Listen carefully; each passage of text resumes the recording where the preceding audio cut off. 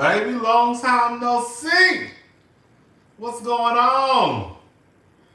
Baby, it's been a few weeks since I saw y'all.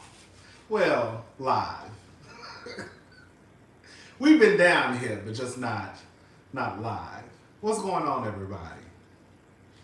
I just wanted to come down here and just run my mouth. Just for a few seconds. Just do a little 1-2. You know how we do. I'm gonna wait for a few more people to get in here.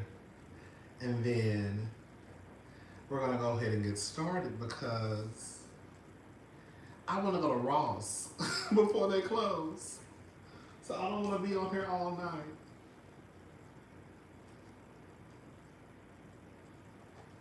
Oh, oh girl.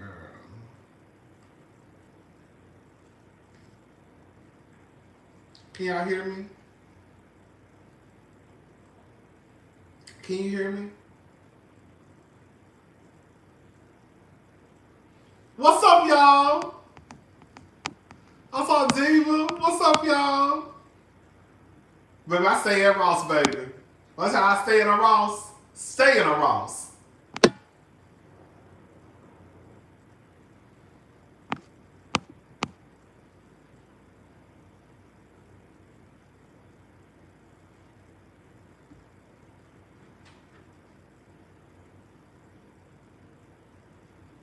Can y'all hear me now?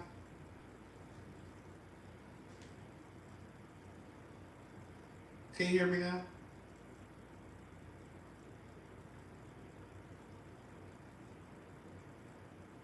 Now? No?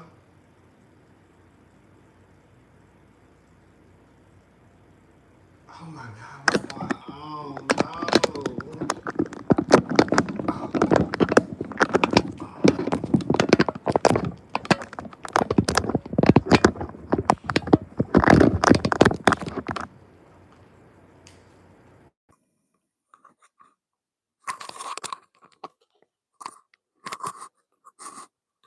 What about now?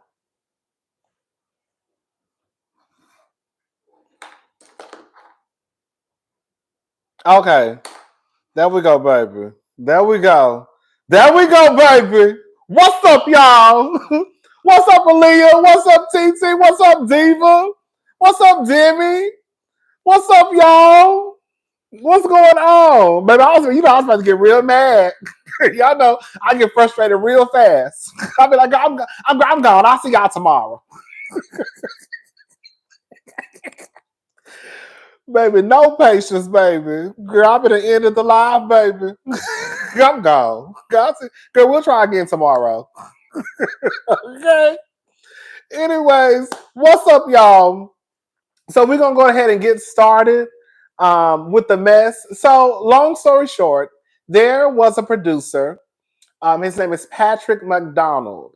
He was a producer for Bravo. He has come out and he did one video um, that kind of we kind of tapped on a little bit a few weeks ago.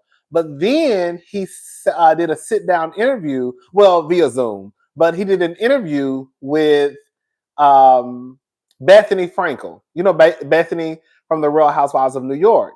Well, in the interview, he said some things that I thought were kind of interesting.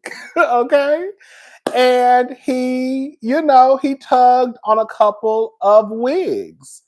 And so I wanted to come down here and listen to the audio of what Patrick had to say in his sit down with Bethany. So we're going to start out listening to a clip.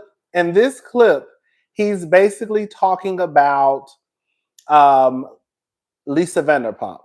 And basically, after he did his first video, let me try to explain this as simple as possible. He did his first video, and he was basically coming out, basically talking about the behind the scenes, the production side, and how they're basically worked girl till they can't work no more. And it's footage over everything. And it just sounds like they're overworked and underpaid. And so he doesn't sound like this disgruntled employee. He doesn't sound like he's trying to sue. He doesn't sound like he's upset. He's just basically, for what it sounds like to me, he's just basically coming out and saying, girl, this is what's going on behind the scenes, and I ain't there no more, right? There are some things I probably could have did differently, but this is what's going on, right? And that's how I took what he basically was saying. But so that's how it started out, and then after that, the interview with Bethany came. So let's listen to the first clip. This is where he was talking about Lisa Vanderpump and how Lisa called him. And y'all think he's a disgruntled employee? Okay. Well, he's saying how Lisa called him after the first video, and this is what he had to say. So let's take a listen. I have not heard anyone directly from Bravo. No. Okay. I did, however, get one call from someone that was trying to steer me in the opposite direction. And that was from Lisa Vanderpump, actually. Oh, interesting. Do you have a relationship with her? Well, I worked with her for 2 years. I produced 2 seasons of Vanderpump Rules. We always had a really great working relationship. We weren't super close or anything, but always had a great relationship. I haven't spoken to her since we wrapped season 11 of Vanderpump Rules. And then over the weekend, after I posted the video, I got a call from Lisa. And I mean, I really hate to say this because I'm very disappointed by the call, but in my opinion, she was calling to manipulate me and in my opinion, she was calling to extract information from me to see what I was going to do next, to get me to name specific names and to discourage me from speaking out on this. Unfortunately, I think she was trying to exploit my good relationship with her and take advantage of our good working relationship to get information from me on behalf of someone at either the production company or the network. I know she's very close with people at the top of the production company and the people at the top of the network. What's bad for Bravo's business is bad for Lisa Vanderpump's business. And look, I'm a reality TV producer. I know how to extract information from someone, and I know when someone's doing that to me. Fascinating. That's so fascinating. I would never have thought of that on my own. Wow, that's so fascinating. Well, yeah, I mean, I did 2 seasons of that show with Lisa. Would talk to her a lot of times before a scene where we were going to talk to one of the cast members. And I've seen her do this very thing to many of them, you know what I mean? And so it was kind of mind-blowing for me I'm sitting here in Thailand, it's 11 p.m., and I get a call from Lisa Vanderpump. The first words out of her mouth after saying hello were, so is it just these 2 videos then, or is there more to come? Trying to see if I was going to be continuing to speak, but all under the guise of our friendship. She was calling me as a friend, and she had spoken to no one about this beforehand. I think she reiterated that about 3 times on the phone call. You're the only person she spoke to. And wow. I was honestly disappointed and hurt by the call because I knew exactly what she was doing, you know what I mean? And it did not feel good to get that call, honestly. And I mean, what it told me is that they're listening, you know what I mean? They hear what I'm saying and they know that I'm right, You're strong. You're strong. You're the strongest person I've spoken to so far, period. The end. Everybody talks a big game. She called me and, she was saying how much I loved working with you and how I know how empathetic you are and you have such a bright future ahead of you. I would just hate to see you do something that's going to cost you jobs in the future, And then when I kind of, she then asked me, do you still want to work in this industry? And I was like, not really. My life's kind of moving in a different direction. And so she asked me, what do you stand to gain from doing all of this? And I said, well, Lisa, I think the reason that a lot of people are resonating with what I'm saying is because I don't really stand a lot to gain for what I'm doing here, other than trying to initiate some change for these hardworking crews, on my way out. So I don't really see a negative side And honestly, the only people that would have a problem with what I said in that video are the people who are perpetuating the toxic culture that I speak of. Wow. You know?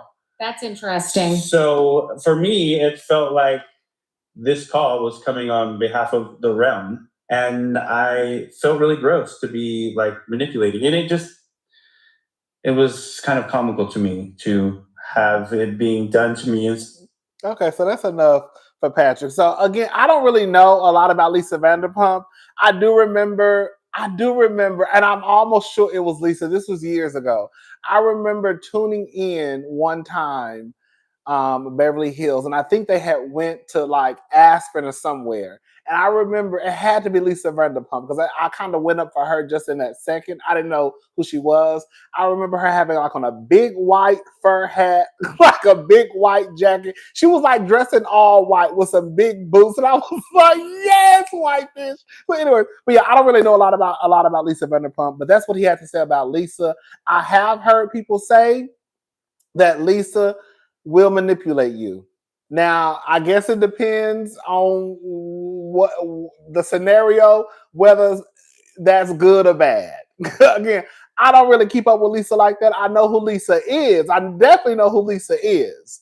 But they say Lisa will manipulate the girls and boys. Okay, let's go ahead and get into the next clip. So the next clip is Patrick basically talking about the boys and girls down to Bravo who may be struggling with substance abuse, and how it's basically seen as a negative thing if you kind of become sober.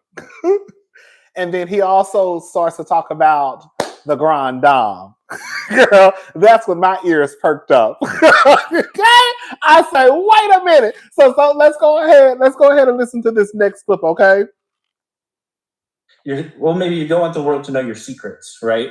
Which is why you shouldn't go on. Is mental health, substance abuse, emotional abuse, and sobriety, is it exploited on these shows? Yes. No discussion.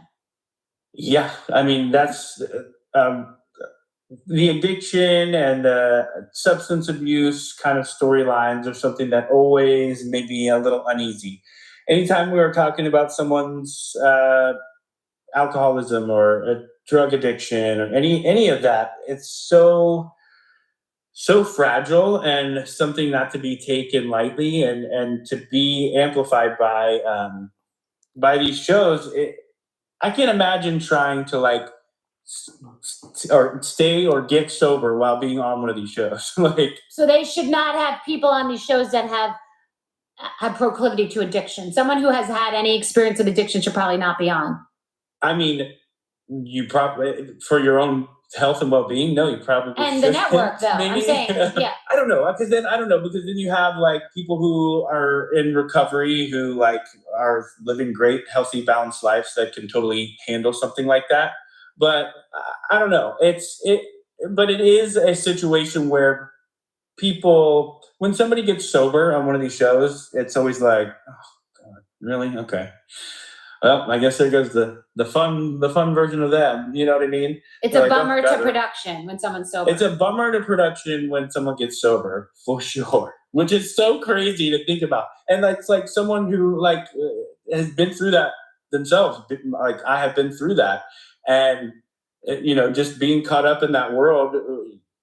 That's the commonplace. It's like, oh God, they're getting sober. Okay, and you know what I mean? It's like, no, wait, what? That's good for them. So I mean, it's like similar to the Karen Huger situation. She got this DUI. She's literally sitting in a jail cell right now, and her alcohol consumption has been something that production has been very well aware of for many years. Mm-hmm. There's been many scenes, all cast events, like, hey, we got to make sure we get Karen home. Oh yeah, that's on every cast. There's ones on ours with. Stop right there. You heard what he said? Everybody knew that Karen was a drunk. It will be times where they would have to talk about, we got to get Karen home. Not to go off into a rant, but I'm about to go off into a rant. Just FYI. This is what I be talking about. This is exactly what I am talking about when I say these girls are not showing their real lives. We have Charisse, the actual real grand dame girl, who has been telling us, girl, for a very long time that Karen has a horrible relationship with alcohol.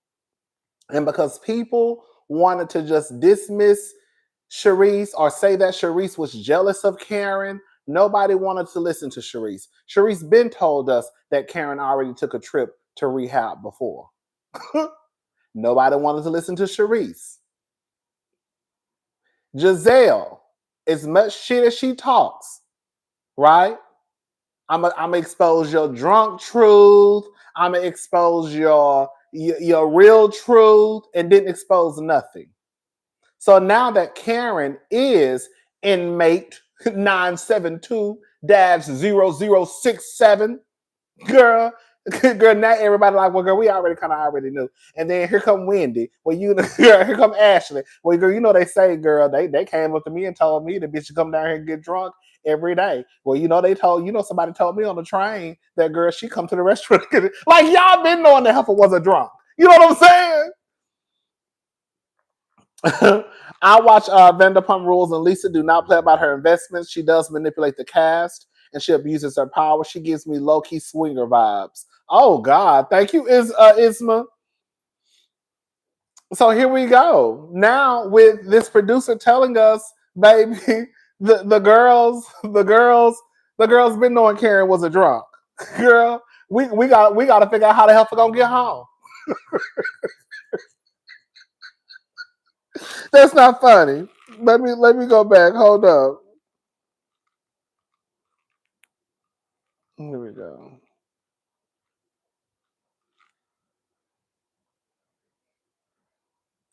Yeah, so I mean, it's like similar to the Karen Huger situation. You know, she got this DUI. She's literally sitting in a jail cell right now, and her alcohol consumption has been something that production has been very well aware of for many years. You know, there's been many scenes, all cast events like, hey, we got to make sure we get Karen home. You know. Oh yeah, that's on every cast. There's ones on ours with drugs. I mean, drugs on our show. Like, definitely the crew knows who's doing drugs and who's not doing drugs in the workplace. Like, again, but then they hope that it's going to be discussed and brought into scene that other people are going to question that person's drug use. Yeah, and then when like Karen gets a DUI, everybody acts all like shocked and surprised. Well, I mean, it's like her third one, you know what I mean? And how many times have we had to have like somebody drive her home from something, you know? So like same thing. We had a statistic recently that had like 25% of all housewives have had like incarcerations or arrests or, financial illegal activity. And in my friend group, like in anyone's normal circle, you don't have 25% of people that have not just had a brush with the law, but like have been in jail, arrested, have a DUI, have defrauded the government. And then there's also the financial foreclosure. Like, does that speak volumes? Yeah, I mean, yeah, it is definitely like an exaggerated version, and it's definitely an amplified world, you know.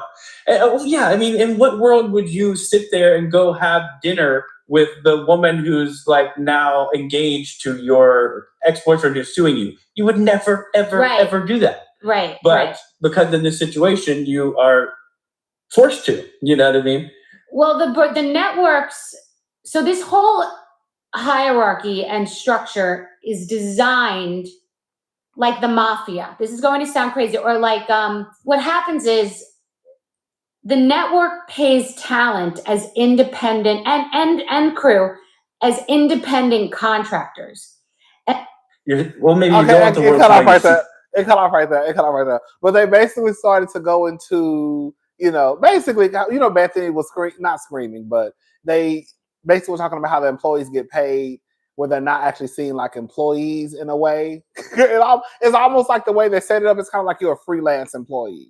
You know how like when you work, you know how like when you work, okay, You know how like a freelancer. That's all I can say. That's kind of how they explained it. Like they're contractors. So they're really not employees. It's kind of like going to like a temp agency in a way. So like I used to work for this big electricity company, but I was not an employee of the actual electricity company. I was an employee of the temp agency, even though I worked there for years. 1099, yeah. Girl, even though I worked there for years, I still wasn't an actual employee of the company. But yeah, y'all get what I'm trying to say. So yeah, okay. So that was a second, y'all get what I'm trying to say. So that was a second clip. And again, I just wanted to play that because it just goes to show that these producers, the cast, they know what is happening with these cast members. I think, you know what I think it is? I think it's a slap in the face, girl, to the viewers, because the fact of the matter is, while I understand it is hard for people to tell their personal business, baby, at the end of the day, this is what you signed up for. This is what you signed up for. Y'all already know I only have, it's a very small list of things that I feel like you should not be forced to talk about on these reality shows. One of them being SA, any type of something that happened to you as a child, things like that, I don't think you should be forced to talk about. But girl, you were drunk, but you don't want to talk about your drunk, and then we look up and you're on your 4th DUI, and now you in jail, and now everybody is like, oh, well, girl, we kind of already knew. Well, girl, why didn't y'all tell us? Because the whole purpose of her being on the show, or them being on the show, is to kind of tell their reality. The reality is Karen been, girl, loose with the bottle. Girl, and y'all knew she was loose with the bottle. But instead of just telling the people the truth, y'all try and hide the truth. And that's why I always say, especially with Potomac, they instead of them just telling the truth, they will create lies. Instead of talking about Karen in her drunk truth like Giselle said she would do, Giselle would rather go online and start talking about the models that Eddie used to follow and he unfollowed. You would rather have Ashley, who just pushed out a whole baby, girl, drop her baby off, girl, probably still bleeding, titties still leaking, to run down to wherever they at to drop a bomb on Wendy. So then Wendy got to turn around and cuss all y'all asses out in front of everybody. Girl, fuck these cameras, Giselle. But they would rather do things like that instead of just talking about the truth. But then you can't even, at some point, again, I know I'm going off on a rant, at some point you can't even really get mad at the girls, because this is what production has allowed them to do. Like your homegirl Porsha. I'm gonna go ahead and tug on her wig just a little bit, but we got something for Porsha. Girl, we ain't done with Porsha. We're just gonna do a little tug. Girl, just like Porsha. The girls have been allowed to not tell their truth by coming up with these lies, creating these false storylines, these fake beefs. So now Porsha, who left the show as a single woman, comes back into the show getting a divorce. And instead of that being the focal point of her storyline, we talking about Drew and Dennis.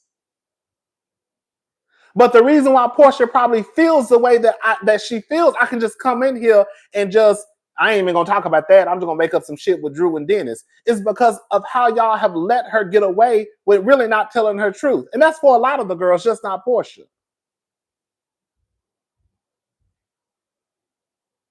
Porsha really has a storyline to talk about, but they don't want to talk about it. When Kenya, you can say what you want to say about Kenya, but Kenya has been transparent with her life. The only time Kenya messed up was when she snuck off and got married. But when Kenya came back, Kenya was not trying to cover up her marriage. Kenya came back, girl, that's my girl, looking like a goddamn fool. And Mark was swinging her every which way every Sunday on our TV screens.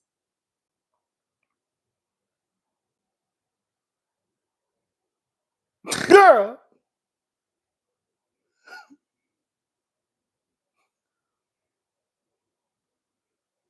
Keena came on and told us about her daddy, her mama, girl, her auntie Cisco. Shout out to fucking Aniva. Girl. She done got her windows broken. She done told her she was fucking in a car. Girl, I don't know what that shit was. But all I'm saying is, at some point, it does fall on the producers because these ladies are able to just come onto our television screen and really not tell their truth. And it's a slap in the face. Look at Kyle Richards. We're going to tug on Kyle's wig too. Look at that kissing lesbian. Kyle wants to come on television, not talk about that stud who she prancing around with, all in Venice Beach, all in Paris. Girl, get you, young, da, da. Girl, all up in Paris. We look on a goddamn page 6. Shout out to Candy Burris. We look on page 6 and we see Kyle and that kissing lesbian. But she don't want to talk about it on the TV. Get that bitch off my TV screen. That's all I'm saying. How do we know your reality by looking at page 6 when the whole point of us seeing of you being on the reality TV is for us to see your reality through the television screen? I should not be finding out your real reality, girl, because of page 6, because of girl TMZ, because they see you walking with this lesbian girl getting apples and oranges and plums at the farmer's market. It's a slap in the face to the viewers. Because we're looking like, well, bitch, why she and then it's, oh, well, girl, I can't say her name. Girl, what? Say my name, say my name. Girl, what? Yes, they should not even get renewed if you don't share your real life. If you don't want to share your real life, I completely understand. Get your ass off of reality TV. It's really that simple. If you don't want to share your real life, get your ass off of reality TV. That's it. That is it. Girl, I'm not even asking you to talk about something traumatic that happened to you in college. I'm not even asking you to talk about something that happened to you as a child. But bitch, girl, at the bare minimum, the least you can do is talk about your relationship on a show called The Real Housewives of whatever. Girl, that's the least you can do. So whenever you don't even want to talk about your relationships, girl, you need to go on Fear Factor. You need to go on American Ninja. Girl, you need to go on, girl, the Food Network. You need to go on Chopped. You need to go on Bobby Flay. You need to go on God's Groceries Gang. You need to go somewhere where you don't have to talk about your personal life if that's not what's in store for you. Because it's not going to work over here. You got to go. You got to go. Bethany, Bethany, please be for real. RHONY gives snow vibes. Oh, baby, no. Hey.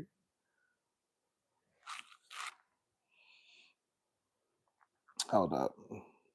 This is why New Jersey is done. The whole cast uses Teresa every season. The whole cast on New Jersey got skeletons in their closet, but producers play favorites. Thank you, Isma. Oh, thank you, Southern Purchase. Can you imagine Britt Nuck if you buck crime mob? Edie, Mia take it off and let a first class ninja break you off.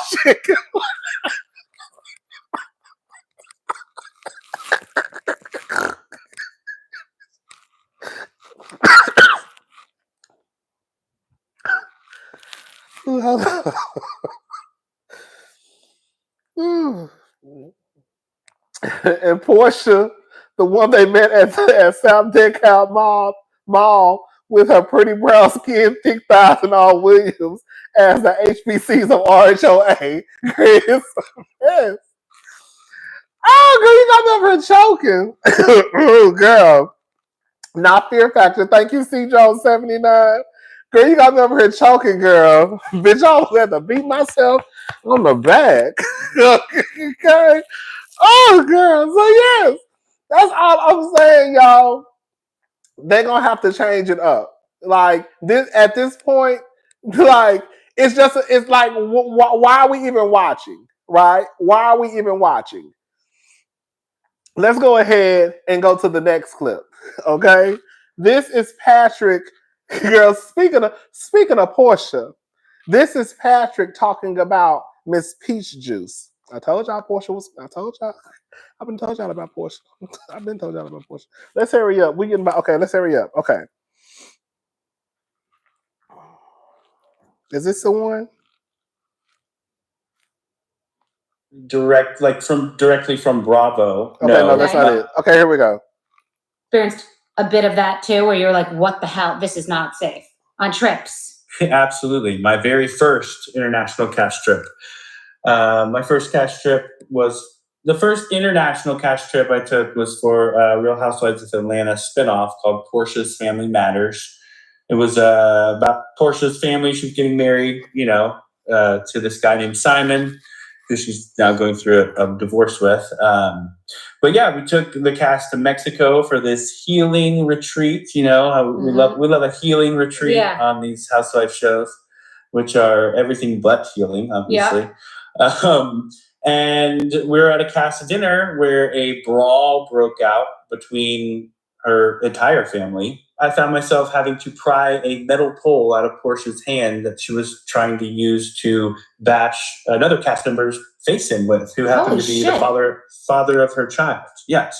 During that brawl, it went on for quite some time. There were, not only was she swinging this metal pole around, which could have hit anyone at any time.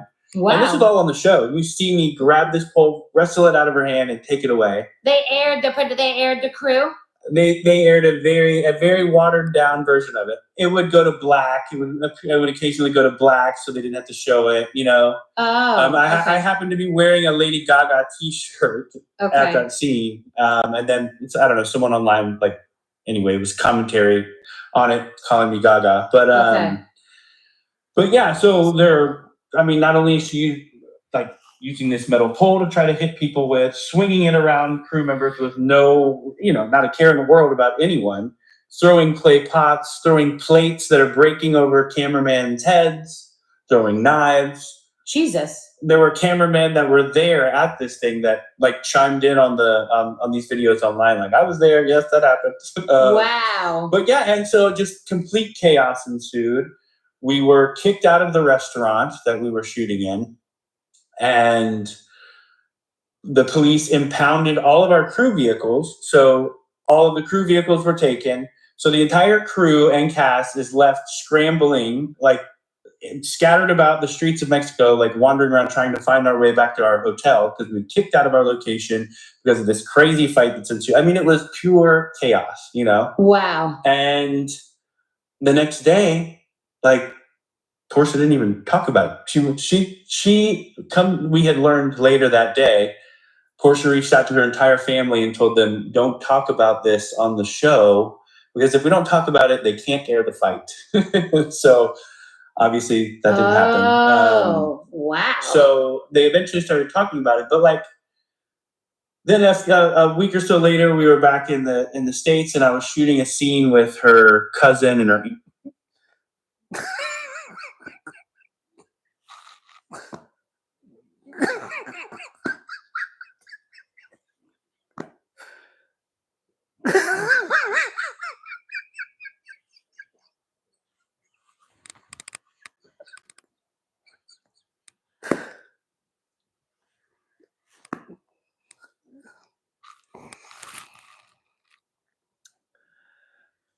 Baby, Porsha is psycho.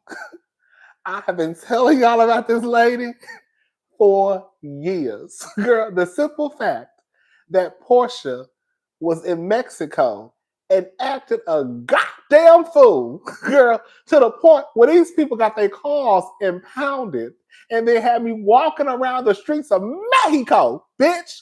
I don't know nobody's Spanish, bitch, girl. And I'm trying to get my ass back to the DoubleTree because, bitch, you done fucked around, girl, and got all the goddamn cars towed because you want to act a goddamn fool throwing plates, forks, and knives and trying to hit a bitch with a pole. And then tell your family, don't talk about it.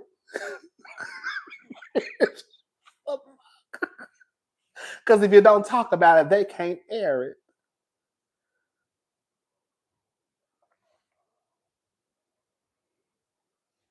And what did Porsha do?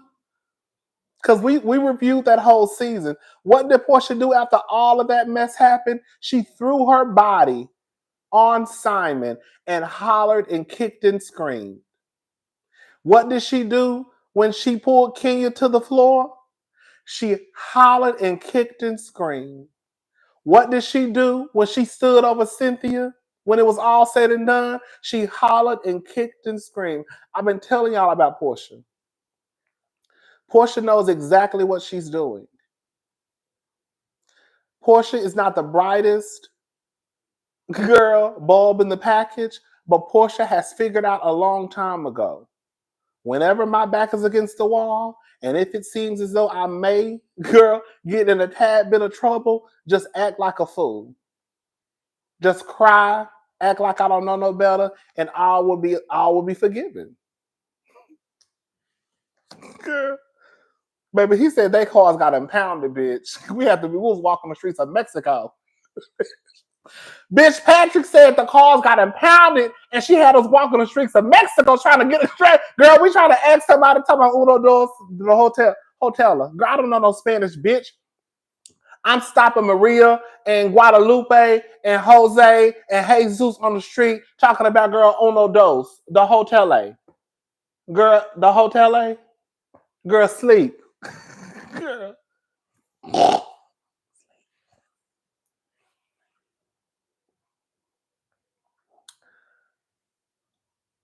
Sleeper. Sleeper Ania. Sleeper. The double A trie. Hotel A. The double A tree. Girl, you know I would have been pissed. Because I don't know no bit of Spanish.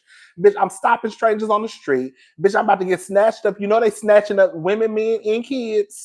Girl, you know they snatching up men too. Bitch, I've been fucked around and got transferred. Girl, been snatched, girl, fucked around, got snatched up and ended in somebody's human trafficking, girl. All because of Porsha want to act a goddamn fool. And now she got us, girl, roaming the streets of Mexico trying to get back to the hotel room because the motherfucking Carson got impounded. Now, bitch, I done fucked around and now, girl, I'm in human trafficking. I'm telling y'all. I'm telling y'all all because she want to act a goddamn fool. God, I would have, when I tell you, I would have been pissed. Girl, I would have been pissed. You hear me? Bitch, I would have been pissed. Do you hear me? Girl. Let's keep on listening. Hold up.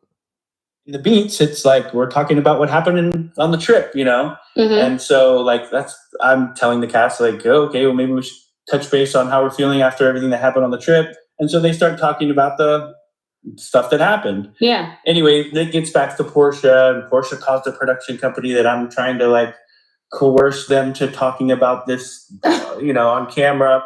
So Porsha calls and tries to get them in trouble and then tries to tell the people that they're trying to force them to talk about her acting a goddamn fool, throwing plates across the room, trying to hit somebody with equipment, girl trying to fight Dennis, girl getting the cars impounded, girl trying to fight Miss Gina, and you did all of this in front of the cameras. And because we want to talk about what just happened, girl, the night before, you call and try to get us in trouble. Bitch. That's y'all girl. That's y'all girl. That's y'all girl. That's y'all girl. That's y'all girl. That's y'all girl. That's y'all girl. That's y'all girl. I've been and told y'all about that lady a long time ago. I've been told y'all about that lady. Really primarily here to represent the crew, I think. I mean, just an entire culture. Yeah, I'm not living in that environment anymore. And Okay. now that I'm out of it, that's enough of that. It is what it is. It's gonna be what it's gonna be. I've been and told y'all about Porsha a long time ago. Y'all didn't want to believe me. Y'all thought that I was just Team Twirl and I was just, girl, you just biased and all that blah blah blah blah blah blah blah blah blah. But as you can see, the girls been saying Porsha was the best behind the scenes. Let's go ahead and move on. So Shamea and Porsha. Shamea and Porsha. Bitch. Porsha had them people walking around. Girl, that man said we was walking around the street. trying to get back home. Girl walking around the street trying to get back home. Talking about bitty bitty bomb bomb, bitch. Girl, bitty bitty bomb bomb. Can you help me? Girl, can I catch you? Girl, now I'm getting in the car with a stranger. I don't know this man.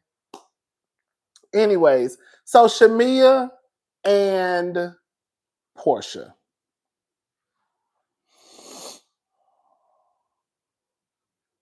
Oh, Shamea's definitely not innocent. Absolutely not. Girl.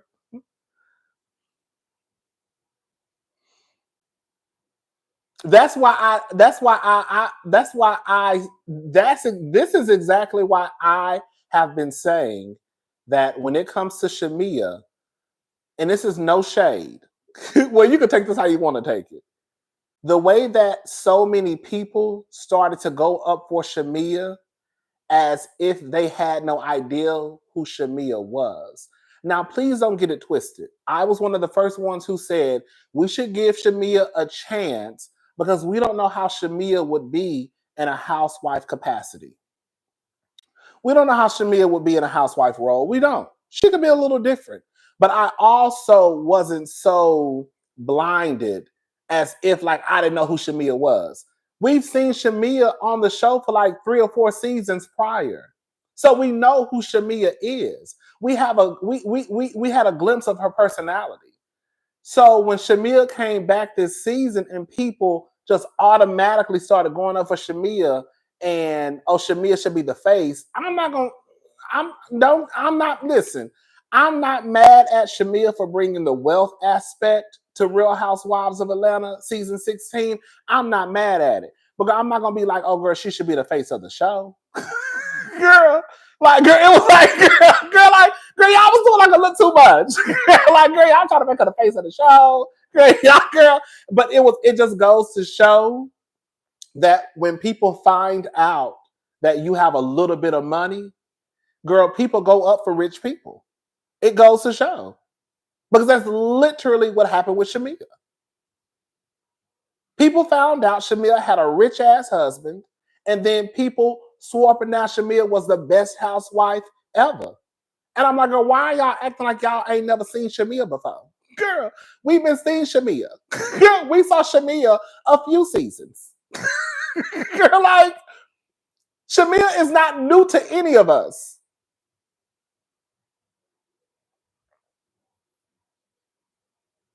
Now, in some cases, a housewife role can break you also. We see what happened to Marlo.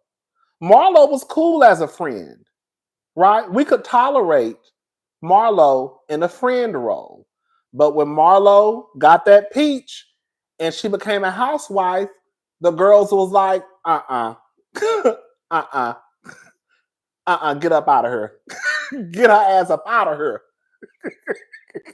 The girls wanted Marlo off the show, girl. So it just depends, girl. It just depends. What's up? Make it make sense. It just depends on who you are and how you transition out of that role. Shamea, for some people, they think that Shamea's transition from a friend to a housewife is immaculate, and it automatically grants her the face of Atlanta. For Marlo, girl, they wanted Marlo off the show. So, girl, it just depends. But anyways, so and we're gonna get into Shamea and Porsha some more. So listen, I want to tap on this because in the Real Housewives of season 16 mid-season trailer, there was a clip of Porsha and Shamea meeting up with Ralph, and Porsha asked Shamea had he ever sniffed another woman.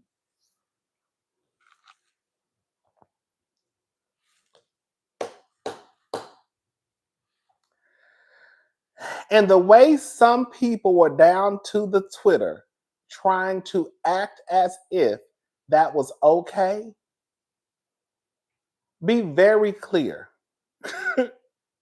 Girl, let me, I don't even think I have it.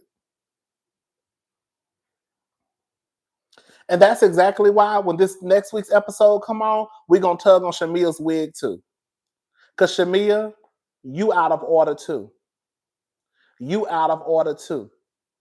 I'm going to go ahead and say it. I don't want to get ahead of myself. Shamea, the same way your black ass sat there and said that Drew shouldn't be working with Dennis and how she could go find another producer or another record label or somebody else to work with outside of Dennis. Why the fuck you meeting up with Ralph talking about a podcast? But I'm going to wait to see how it all play out. Shamea, how did you all of a sudden just switch up and change up the rules of the game? That's what I be talking about. That's what I be talking about. That's what I be talking about. Shimmy, Cocoa Puffs, don't get our ass whooped.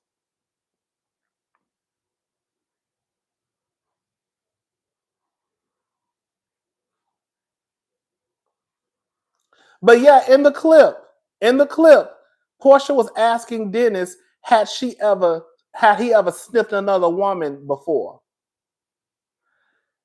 Let me be very clear.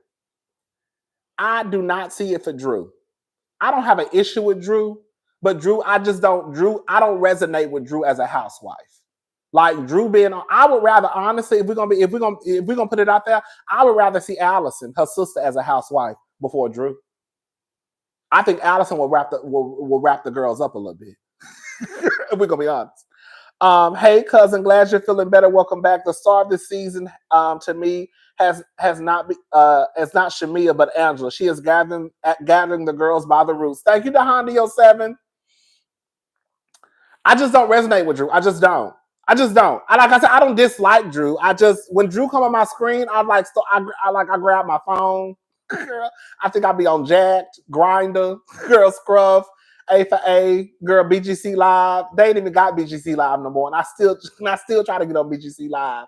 When girl, I be on Christian Mingle, girl, POF, girl, Facebook, Black Planet, girl, Twitter, girl. Like I just don't be paying attention when Drew come on my screen, and I don't know why, but Drew did try and play the whole, Dennis is my angel. He was the reason why I got out of bed. Why I am going to stay on Drew's neck for basically trying to paint the picture that there could be something between her and Dennis. The fact of the matter is, I don't care what nobody say. Drew don't owe Porsha a goddamn thing. And I'm going to tell you why. One, Porsha already said that the friendship with Drew is not even that deep. That's what she said. That's what she said. When Drew tried to get in contact with Porsha numerous times, Porsha kept paying her dust. So at some point, what is Drew supposed to do? And I'm going to go ahead and say this with 1,454 people in the room. Thank y'all for watching. You cannot, be very clear, you cannot move the way that Porsha moves through life and then expect some type of loyalty from people. You got the game fucked up. Porsha will go into her coworker's home, girl, eat her cheese and crackers, drink her liquor, and then fuck her husband. And then do a 180 and ask other people to do something that I know I'm not going to do for no other bitch. Hey, I'm sorry. Drew is the Emily and Gina. Oh, Drew is the Emily and Gina of Atlanta. If they can stay, she can stay. Thank you, Liberia Rose. The way I wore Shamea out in my review, it should be a black on black ass bitch crime. Thank you, I am Lady Chris Media. Thank you. I know that's right. But you can't move the way, and I think that's why a lot of people don't really give a damn about Drew and the whole Dennis thing because of the way that Porsha has moved for a very long time. Porsha has always moved and not cared about anybody else. And the fact of the matter is, Drew actually did. Besides Drew and the words that she decided to use when describing her relationship with Dennis, Drew has not done anything inappropriate with Dennis. We have not seen Drew have any type of inappropriate conversation with Dennis on camera. And even if she did, Porsha ain't got a goddamn thing to say about it because the fact of the matter is Porsha is a bitch. Porsha name is Porsha Gubadia.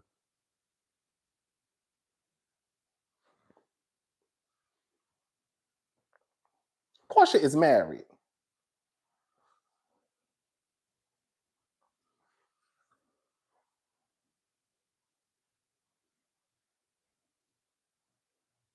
So for people to act as if what Porsha is doing with Dennis is the same thing that Drew is doing with Dennis, that's a bold-faced lie. That is not the same. Drew's relationship with Dennis is strictly professional. And even if it wasn't, girl, that's just a man who you have a child with. You're actually married to another man as we speak. Don't forget she makes the cast eat her too. Come on, make it make sense.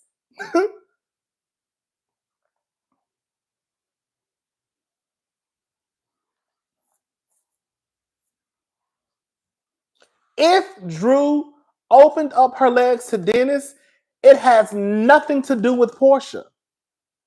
Nothing. Because again, Porsha has already said the friendship with Drew is not that deep, and can't nobody who goes into their co-worker's home. And let me say this also. I don't give a damn who Fallon was having sex with. I don't care if Fallon was having sex with the pool boy, the maid, the nanny, girl, 3 niggas in Decatur, 5 niggas in Bankhead, 6 niggas in Houston, 7 in West Hollywood, 10 in Africa, girl, 6 in Canada. I don't care who she was having sex with. The fact of the matter is, Fallon invited Porsha into her home and broke bread with her. And you got in my pool and you came in my house and you, girl, poured my Hennessy. Girl, I broke bread with you. So, and as trifling as this may sound, I don't give a damn if you are cheating on your husband or your wife. The bitch who you invite or the nigga who you invite inside of your home to break bread with, that does not mean they turn around and, girl, eventually marry your goddamn husband. That is not what that means, y'all. Girl, I offered you a beverage. So when people say that Fallon was screwing everybody, okay, and that might be true. But that does not mean that because I invite you inside of my home that you turn around and, girl, eventually marry my husband. Girl, I invited you inside of my home and broke bread with you, bitch. Girl, that does not mean you turn around and marry my husband, even if I am doing dirt. I invited you inside of my home. Girl, what are we talking about? She throws plates and knives around crews, heads, swings, and wrestles with the pole, calls the Mexican police and ICE. She is dumb and dangerous. Imagine sitting at this restaurant. Loco. Thank you, Elizabeth. That's all I'm saying. Porsha don't have no room to talk about nobody. It doesn't matter what Drew is doing with Dennis, but the fact of the matter is Drew has never been inappropriate with Dennis. But again, even if she was, Porsha don't have no room to talk. She just don't.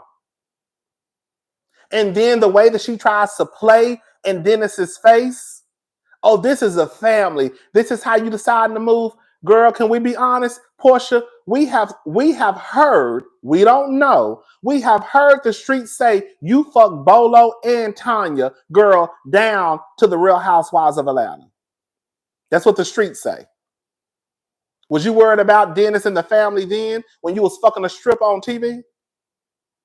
We heard you out of your own mouth say one of you bitches gonna eat me out tonight. We heard you say that when y'all thought that y'all had covered up the cameras. Y'all forgot that they were still recording the audio. We have seen Porsha literally walk into her coworker's home and then turn around and marry him. And then Dennis, like a fucking idiot, stand right in the picture with her and that motherfucking scammer.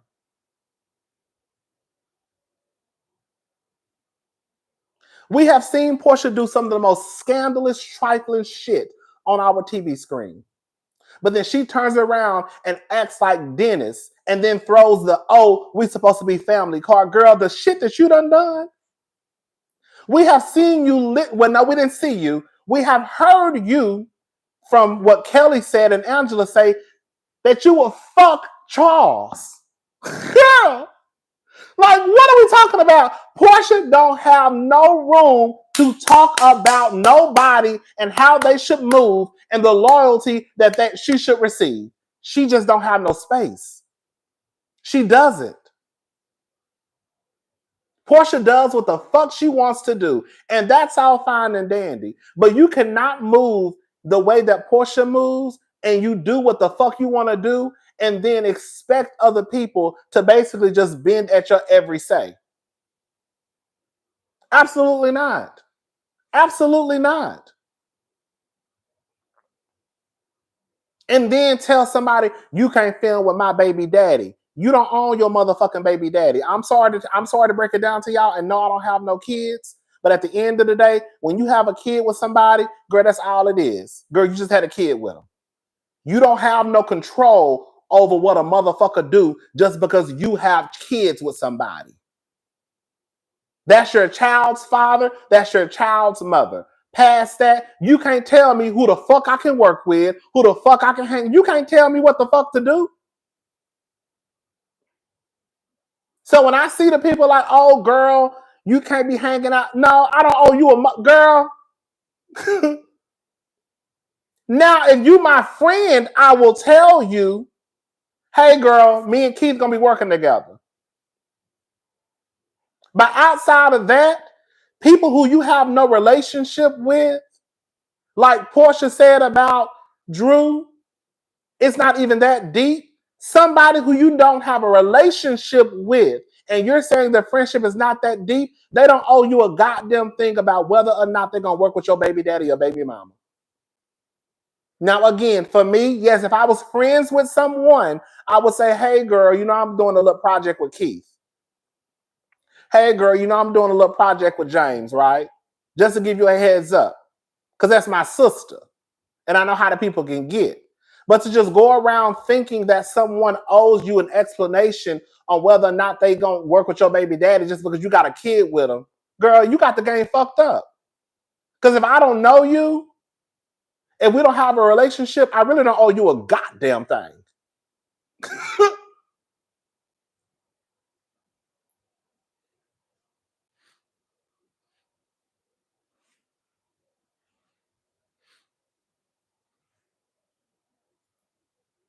Okay.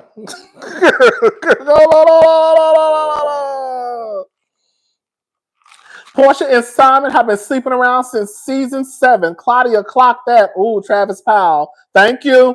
Hey! Come on, Diva Erica De Niro TV is all about control. Like I said, they all have to live in delusion around her. Dennis is giving keep your enemy closer and flirt with her a little. I have a kid with this weird bitch vibes.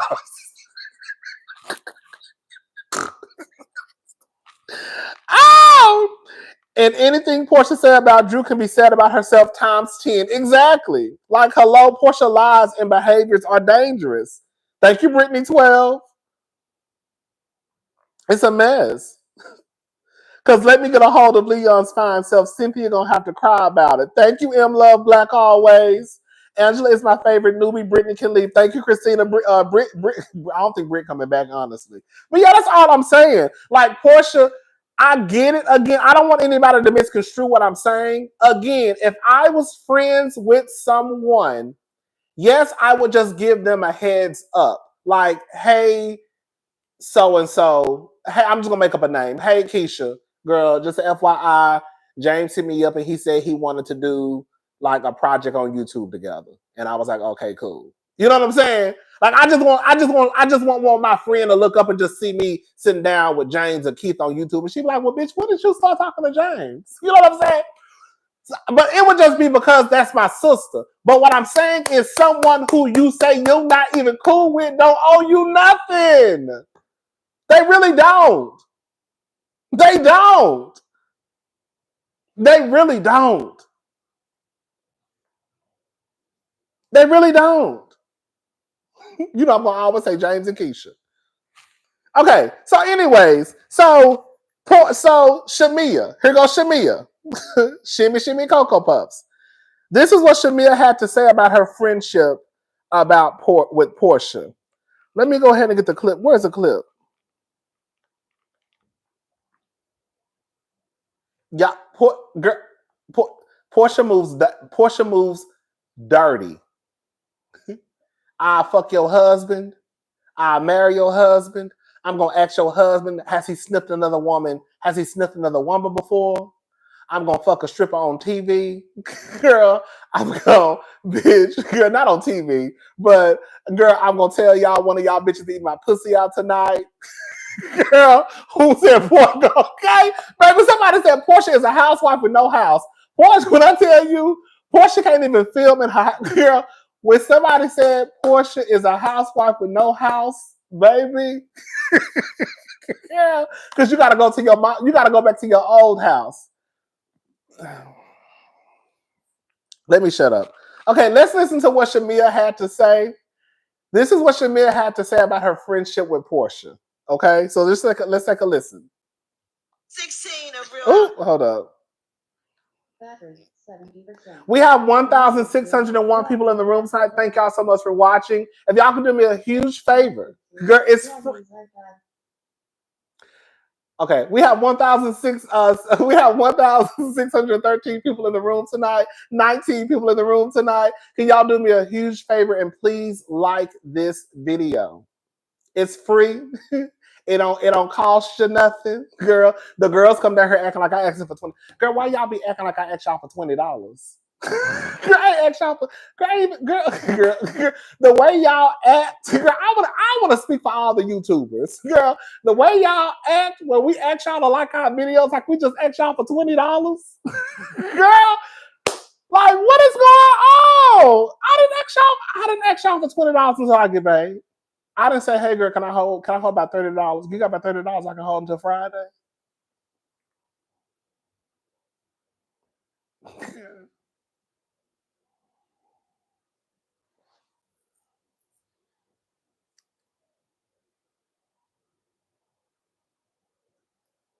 Girl, the number ain't even.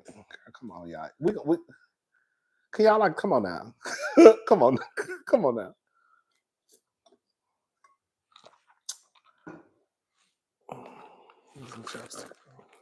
Because you know I will. Because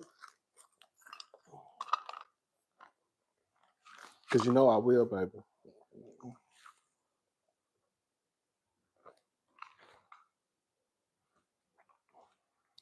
Oh, thank you, Colleen, Kenny, Rodney. My ex-husband ended up with someone in our friend group. I can't tell you the pain that caused me. You should have whooped that hoe and had your cousins whoop him.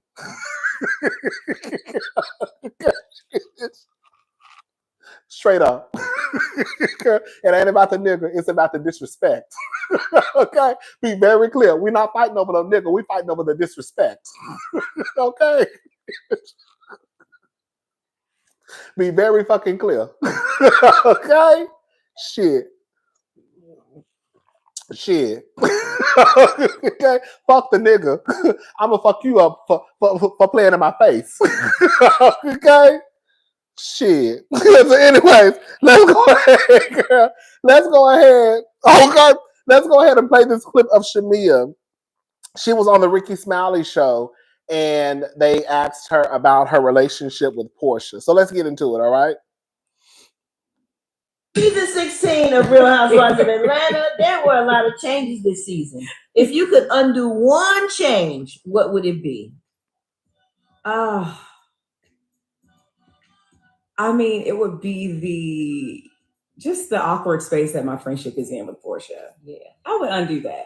That would that's my real friend. You know what I mean? And reality is real, right? Mm-hmm. Reality, you can't spell reality without spelling real. Mm-hmm. So the place that we're in right now it's hurtful. You know what I mean? It would be bad to say. Why did y'all let it get to this point though? How did you let it get to this point when you're such good friends? You know, in relationships, there's you and then there's them, right? And then there's like your perspective and mine. Right. I haven't been able to even have a conversation to understand how it got to this point. Everything that I've done has been centered in love and has led with love. And I've never been one to allow anybody to talk down on my friendship or like my people. And that's just my thing. Now, what's happening on the other side, I have no idea. But there's no way that you, Brett, could come to me and say, Porsha said this or Porsha did this. I'm gonna look at you like, girl, please stop. So did the producers tell you to not talk to her a lot? Or did No, I've reached out. I've done my part, I feel. Okay. And, you know, the fact that she's allowing and listening to other people is ludicrous to me. People that she just met, people that she does not know well, they're in her ear or have said some things, I guess, about our friendship. First of all, our friendship should never have been up for discussion, to me. Yeah. And if it was something that was that bad, it should have been addressed to me. Did y'all talk before the show and say, look, did she say, well, you've been on the show before, so you know how sometimes how setups can be and how trifling the plot can get. So did y'all have conversations before, like, look, no matter what they try to do, this ain't going to be a problem? Yeah, and my thing is, what's understood shouldn't be, you don't have to explain, like, I'm riding for you. I think history has proven I ride for you over and over again, almost to the point where people are like, what's wrong with you? What she got on you? Were you still riding some boy? What's happening with you? So at this point, I'm stepping back and I'm gonna need you to show me some of that. Reciprocity. I need you to ride for me like I've been riding for you. And as all things on reality TV, it'll all play out and we will all see and we can either be accountable for it or we can keep it moving. Season 16 of Real Housewives of Atlanta. Peach Juice is a new favorite. Both are scammers. Ooh, thank you, Travis Powell. Yes, cousin, we most definitely have to tug on Shamea's Sammy Davis Jr. 27-piece. Introduced Porsha to that married man. Laughed at her talking about sleeping with another. She ain't ish either. I know that's right. Huh. Porsha and Shamea are one band, one sound. Ying and Bei, Ying and Bei Yang. Oh, Bei Yang! Ying and Bei Yang.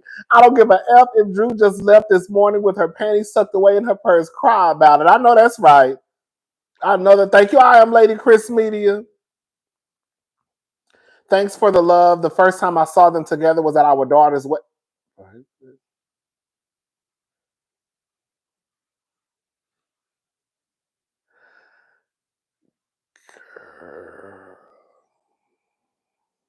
Thank you, Colleen. Oh, girl. Thanks for the love. The first time I saw them together was at our daughter's wedding where I had to make a speech. It was brutal. Girl, we would have tore that wedding up. I'm just saying, girl, we would have tore that wedding, baby, we would have tore that wedding to shreds, bitch. You hear me? Bitch, it would have been cake and girl champagne and flutes and girl shit, baby, we would have tore that wedding to shreds, baby. I'm just playing. Oh, well, I hope you're doing better, Miss Colleen. Baby. Okay, so listen, this is what I have to say about Porsha and Shamea.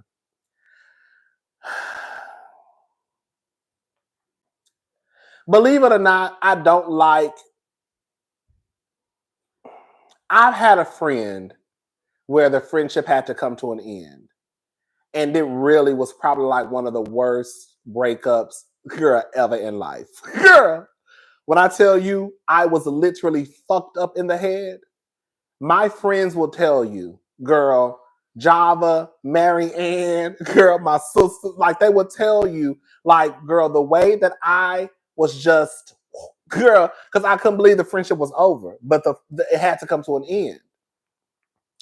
Porsha and Shamea should have been freaking fracked. The problem is Porsha don't respect Shamea like she respects Creon. So I know that's right. Angela was right about her. Make it make sense. We about to get into it. I don't, it is hard for friendships to come to an end. And I'm not saying I want Shamea and Porsha's friendship to. Hey, Rodney, sorry I'm late. Thank you, Sybil G. Well, you here now, baby. I'm not saying that I want Porsha and Shamea's friendship to come to an end. But at some point, Shamea, I will say this about Shamea. As foolish as Shamea has looked over the years, I can honestly say, and y'all correct me if I'm wrong, I have never seen Shamea just do Porsha dirty. I have never seen it. For the life that resides in my body, I don't even know how Shamea forgave Porsha. I'm going to tell y'all what would have been the straw to break the camel's back, and that would have been the end of the friendship for me. When Porsha set her ass down to the Real Housewives of Atlanta, and she yes, I said let, because she should have shut that shit down. And she let Phaedra sit there knowing that her best friend was engaged at the time and say that she was having sex with Candy and Todd.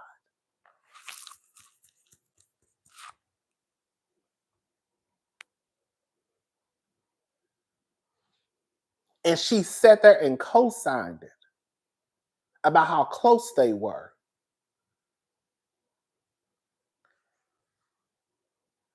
And let me say this, and this is a get you gotcha. This is the get you gotcha. Hey, cousin, sorry I didn't get a notification. Either way, for Porsha and Sham, show me your friends and I'll tell you who they are. Baby, I know that's right. I signed all of Porsha's friends. Baby, thank you, Resney. Colleen says DM me your ex-husband address so I can go bang on the door because I'm pissed for you. I know that's right.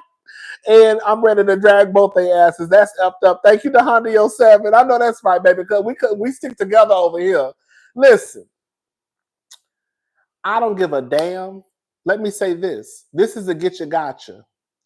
I don't give a damn if Shamea was having sex with Candy and Todd. I don't care if she was. I don't care if Candy and Todd was swinging Shamea from the chandeliers every Saturday night. I don't give a damn. The fact of the matter is, Porsha should have shut that shit down when Phaedra got to talking. I don't give a fuck if it was true. Girl. I'm saying you don't have, that's what I be saying, girl. I would never do my sisters that way. Girl, I can't stop you from saying what you're going to say about my friends, but you're not going to say no shit like that in front of my face. Now, what you say when I'm not around is what you say when I'm not around. I can't do nothing about that. But I can do something about it when you sit in front of my face. knowing my friend is engaged. Baby, come on, legs, thank you. Put a little something on those eggs. Thank you, legs. Thank you so much. I know that's right, baby. Eggs, baby. You know, eggs are a little expensive, baby. They're starting to go down just a little bit.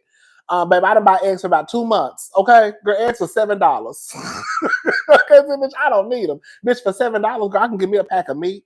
That's how my mind works. My mind works like this. For $7 or $8 for a pack of eggs, I can get me a pack of meat, girl, some rice, girl, a pack of gravy, and a couple of canned beans, canned goods. Yeah, you can go. You can go to Foodorama, HEB, get you a pack of drumsticks for about $4.50. Okay, get you a little bag of rice for about 85 cents, and get you a pack of gravy. Girl, you got some baked chicken, some rice and gravy for $7 to $8. So anyway, listen. Okay, can of corn. Okay. So listen. So this is my thing. It doesn't matter what Shamea was doing, whether she was doing it or not. The fact of the matter is, it made it even worse. It would be bad if Shamea was single. Don't get it twisted. It would be bad if Shamea was single and Porsha sat there and let Phaedra say some shit like that. But it absolutely made it 1,000 times worse because Shamea was engaged. And I'm even now that I think about it, I'm gonna tell you this.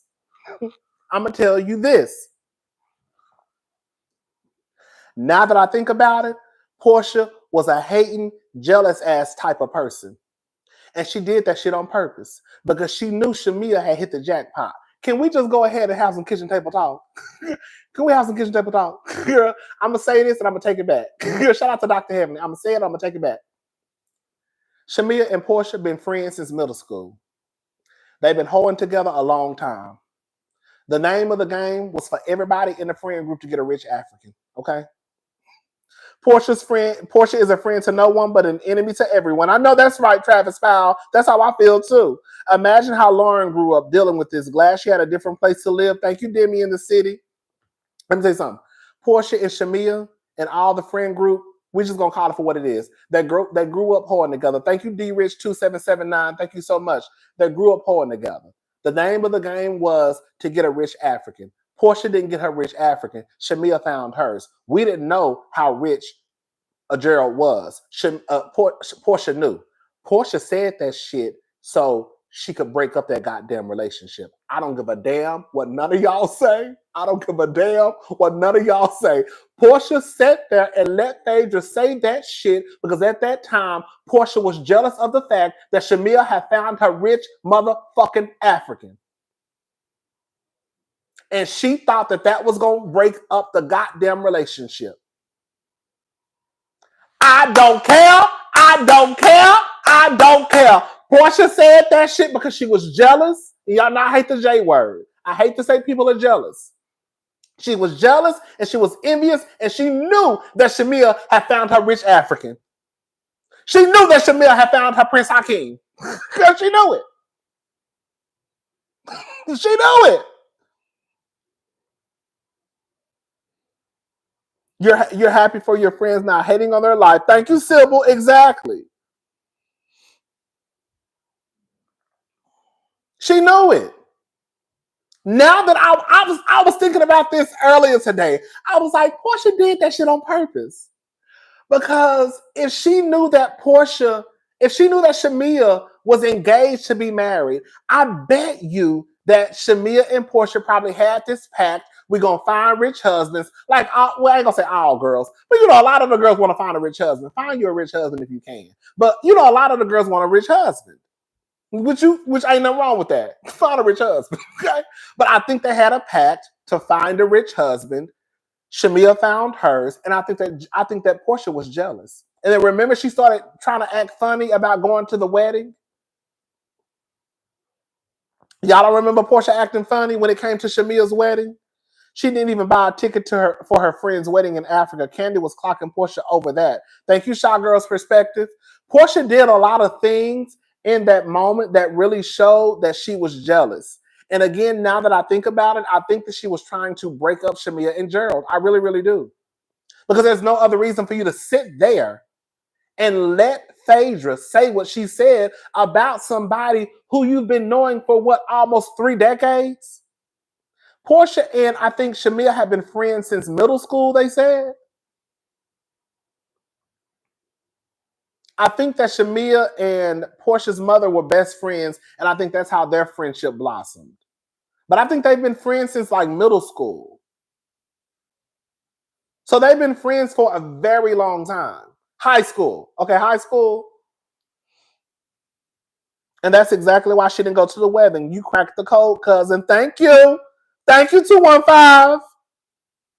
Look at the way Porsha act with Lauren being pregnant. Exactly. Thank you, Slim Jim 1000. The same way she was talking about Shamea singing like it was so unbelievable she could sing. Baby, that's a hater.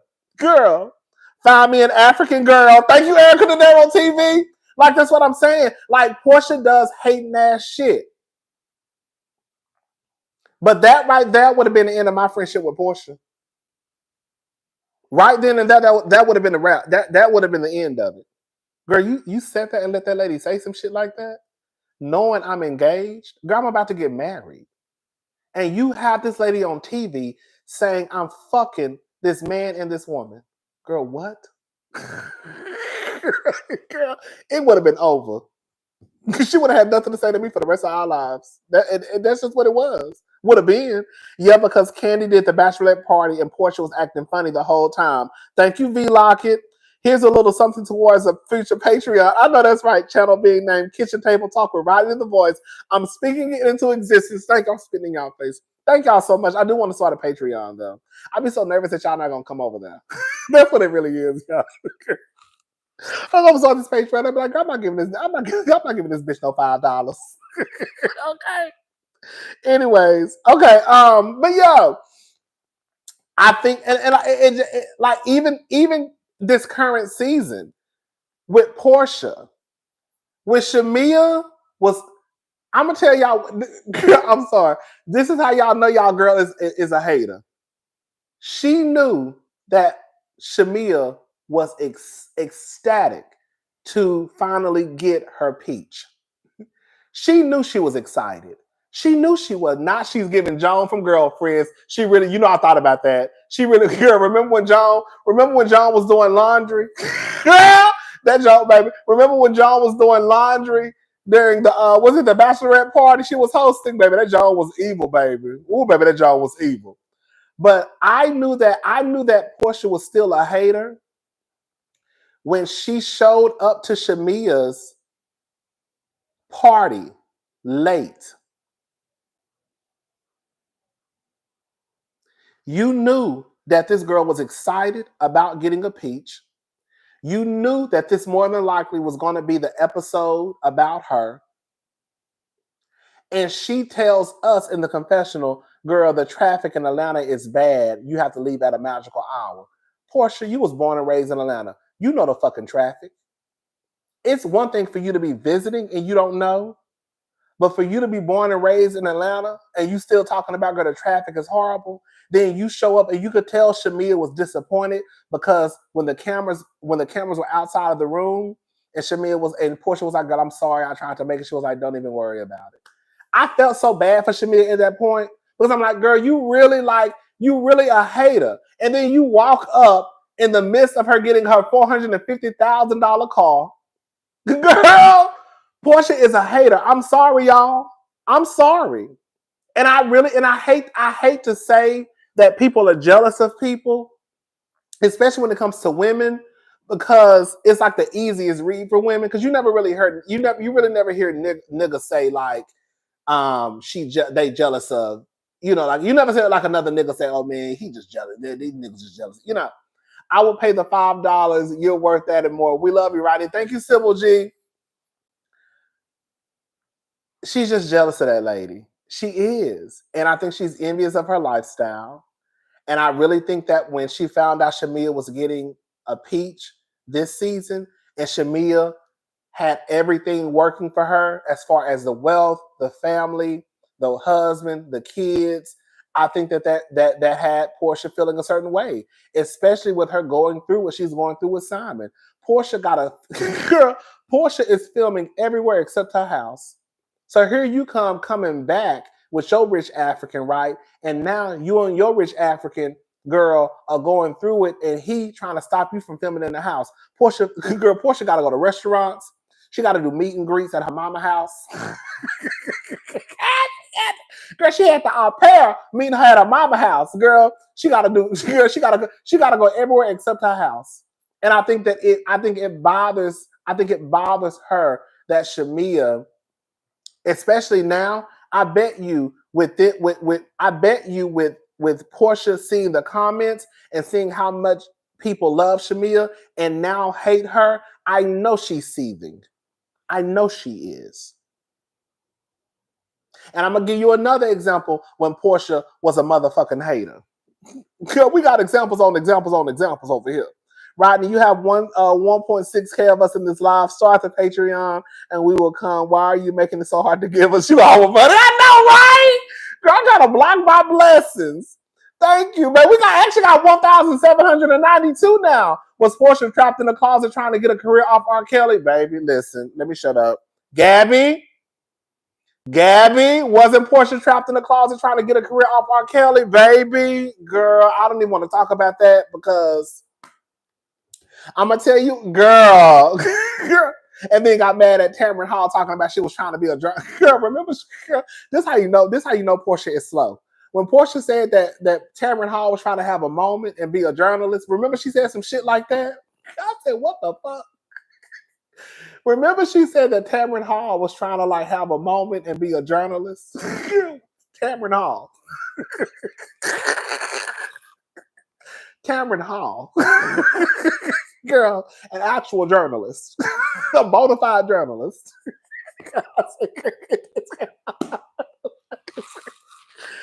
I said, cause it's like, girl.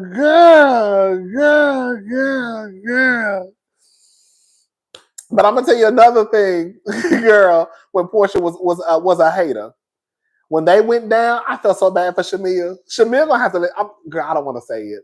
I'm gonna say it. Shamea gonna have to let that friendship go at least for a couple of years, so to see if Porsha can get her shit together. Because right now it's giving girl. There's a stranger in your house, and there's a stranger. Girl, it's a stranger in your house. Shamea took a while to figure out. Girl, you know what you say, you think you are. You gotta be someone else, cause he didn't touch me like. Girl, it's a stranger in your house. It took a while to figure out. Girl, it's Porsha Mia. My problem. Thank you, Chanel's reality. My problem with Shamea is that she would have had zero understanding if Angela said about Shamea's husband. Okay, girl, what she said about Angela's husband, not funny. Thank you, Tamika Little. Thank you so much. Do you think Porsha can afford a mortgage on a $7 million home on a Bravo check? Some 500 thread count microfiber sheets and bundles. Let me tell y'all something right now. I'm not no hater. I just live in an apartment. Okay? I live in a 1-in-1. Girl, just like Erica Jane. I'm just saying. Girl, I live in an apartment. Girl, I live in, you know what I'm saying? So I know I definitely can't afford no $7 million house. Thank you, MJ, for the super chat. Porsha can't afford no motherfucking $7 million home. A $7 million home? 7?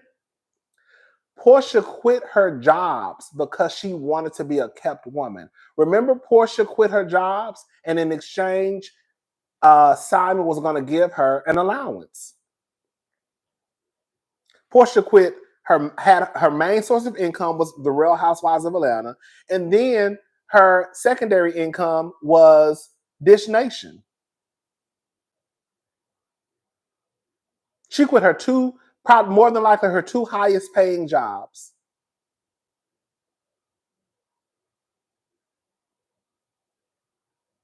I'm sure. I don't know how much they make in radio. But all I'm going to say is this. If Funky and Al and Claudia were down to the foxhole making $250,000, hello? Then bitch, Porsha, who was on Dish Nation, I'm sure she was probably bringing in double that.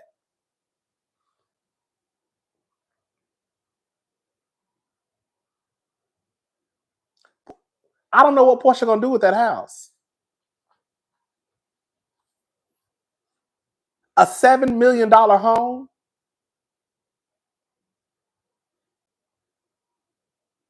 And you just got your job back. A $7 million home.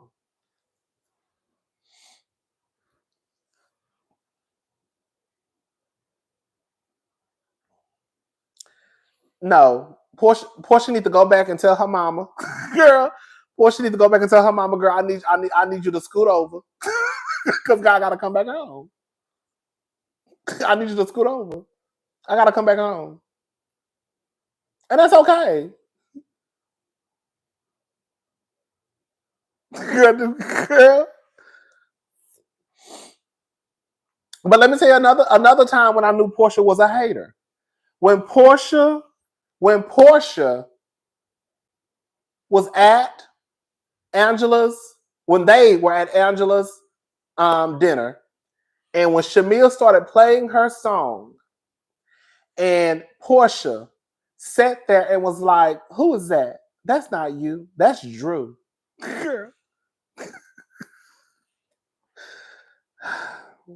$5 Patreon is great. We got to get you an old school kitchen table. I spent $10 already with Super Chats. Thank you, Demi in the city. Oh, not your friend 253. Happy birthday. Y'all tell not your friend happy birthday, y'all. Thank you so much. And happy birthday. Hosea is rolling in his damn grave, baby. Rolling and spinning. Rolling, rolling, rolling in the grave. Hey, rolling, rolling. Girl, Hosea is rolling, girl. My mama had a $2 million home. Her mortgage was over $10K a month. Portia's mortgage would probably be over $30K a month. That's what I'm thinking too.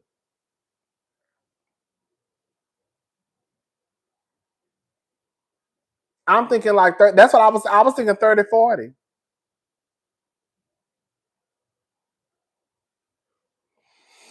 Thank you, tune in with Trey. Let's call it for what it is. Porsha is a HOE and will sell herself to the highest bidder and sell out anyone just to get there. And that's why I don't like. I'm gonna be honest with y'all. That's why I don't. You know, y'all know Dirty Diana got a nigga over. Yeah, y'all know Dirty Diana got a nigga over there. You know she do. And the thing is, I'm gonna tell y'all who said it. It was the shout out to the diva. It was. Then we're gonna get back to when another example of when Porsha was a hater. Porsha moves like a person that's in constant survival mode all the time. If Porsha was successfully married to Shamea's husband and Shamea was running around snatching husbands, Porsha would have to cut her off immediately. Baby, love you, Rodney. I believe so too. Thank you, Shy Girl's perspective. That's how Porsha moves. Porsha, and this is how I look at that comment, that statement. As much as I give Porsha the blues, Porsha gonna throw an Edie special and sell a little cat. I know that's right. Thank you, 2 L's. As much as I give Porsha the blues, Porsha really had her life together at one point. Porsha had her $1 million home. Porsha had her $1 million home. She had her cars. She had her bags. She had the hair, the makeup. She got her new teeth. Right? She was loved by the fans. Right? She had got a job down to Dish Nation. Like Porsha really kind of had her life together. She was on the way to being, in my honest opinion, Porsha was on the way to being like the face of Atlanta. Porsha really had her shit in order. Girl, she really did. Girl, she really did. Porsha moved like Rose's mama on the boat in Titanic. Very, very, the money is very, the money is gone. Thank you, Chateau. 3 weeks without a live was too long. We love you, Rodney. Thank you, Scarlett J. Porsha is still getting child support from the Hot King and Go Naked. I think kids Sis does have the highway miles on Hello Kitty, like for real, for real. Thanks Chanel's reality. Like Porsha really had it like together. She had the stuff that a lot of people want, right? The $1 million home, the cars, the clothes, the shoes, the makeup, like the body, the face. Like she had it all. Porsha had a nice little lifestyle. Now, whether she got there for selling some pussy for that 200, remember when Porsha had that $200,000 bag and everybody was trying to figure out how she got that bag? remember when Porsha had that 200, y'all see, some of y'all don't know, some of y'all were watching. Remember that season when Porsha had that $200,000 bag? And it was like, girl, how the fuck she get that? Mortgage behind and she don't know who it's with, baby. Come on. Shamea is a definition of weak in the knees, SWV, so I can't feel bad. It's giving she can't cut Porsha off because Porsha got some tea on Shamea, baby. And that's the thing. I'm not trying to be funny. I'm sure they probably do. They've been friends for a very long. When you listen, can we just call it y'all? Girl, when you've been friends with somebody that long, girl, you know a little bit of their dirt. And they know a little bit of yours. But it almost feel like Porsha got a whole lot of dirt on you, the way you acting like you need her as a friend.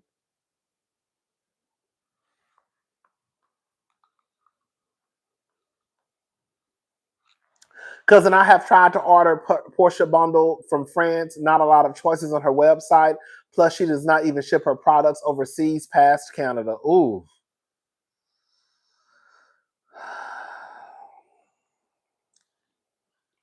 But Porsha had it together. That's all I'm saying. And I can even say that to the point where like Porsha, when she quit her jobs, I was like, girl, you're dumb.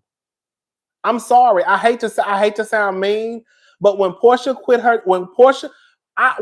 started quitting her jobs to become a housewife, the simple fact that Porsha was so thirsty to be a kept woman that she married a scammer. Porsha wanted to be the Maserati lady so bad to the point where she quickly married this scamming ass nigga who was scamming before Porsha and me was even born. That's the gag.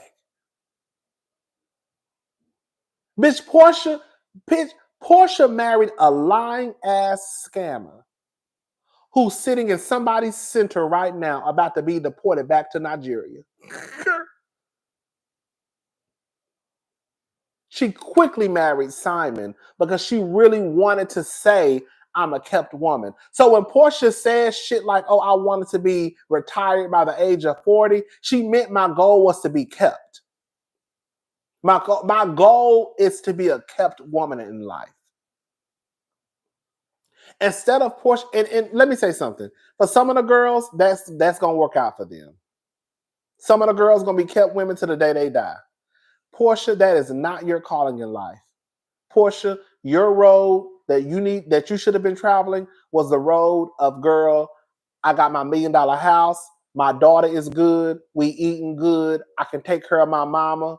Bitch, I'm the face of a motherfucking network. I'm the face of a goddamn show. I'm making my money. Bitch, I can go where I want to go, and I don't need no motherfucking nigga. But if one come along, good for me. That should have been Porsha's energy. Not, oh my God, girl, I want to be kept so bad. I want to be kept so bad. I want to be kept so bad. That you meet a nigga and marry him as soon as the ink dried on his divorce papers from your coworkers. The marriage. And now look at Porsha. Porsha literally had to run back to Bravo. Porsha had to run back to Bravo. Porsha knew she was about to leave Simon, but she knew she needed a job. So let me run back to Bravo and tell them that, oh girl, I want to come back to the show. Remember she came down here, y'all talking about Porsha Williams coming back to Real Housewives of Atlanta. No, that's not right. It's Porsha Gubadia. Remember she came out and made her announcement? I know y'all remember. I bet Porsha probably yoked Shamea up a few times. Oh, thank you, Isma. Rodney, you one of my faves, always keeping your commentary real. I'm ready to see you reach 100K and beyond. Thank you. Me too. Me too. But yeah, I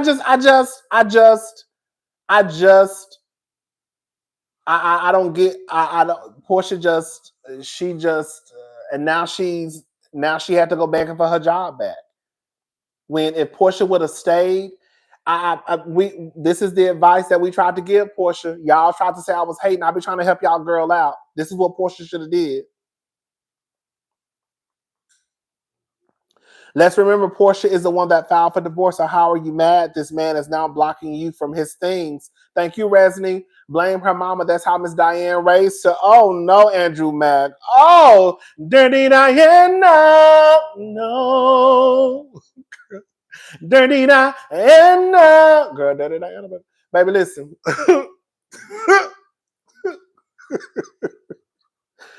Oh, dirty Diana.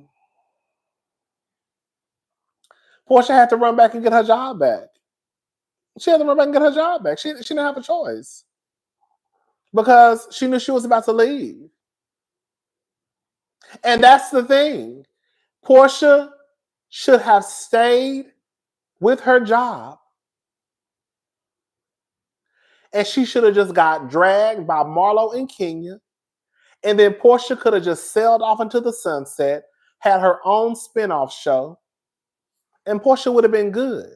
And even if Simon would have got deported, Porsha would have built up her own show. It wouldn't have mattered at that point. She could have still been making her money, had her own spinoff show. And the reason why Porsha does not want to talk about Simon is because Porsha knows that she can't explain how. Well, I almost said the wrong thing. I'm gonna go ahead and say it, and I'm gonna take it back. Porsha Porsha knows that there's no way to explain that she was moving like a hoe, and I'm just gonna go ahead and say it. I hate to be the man down on YouTube saying that, but I'm gonna go ahead and say it.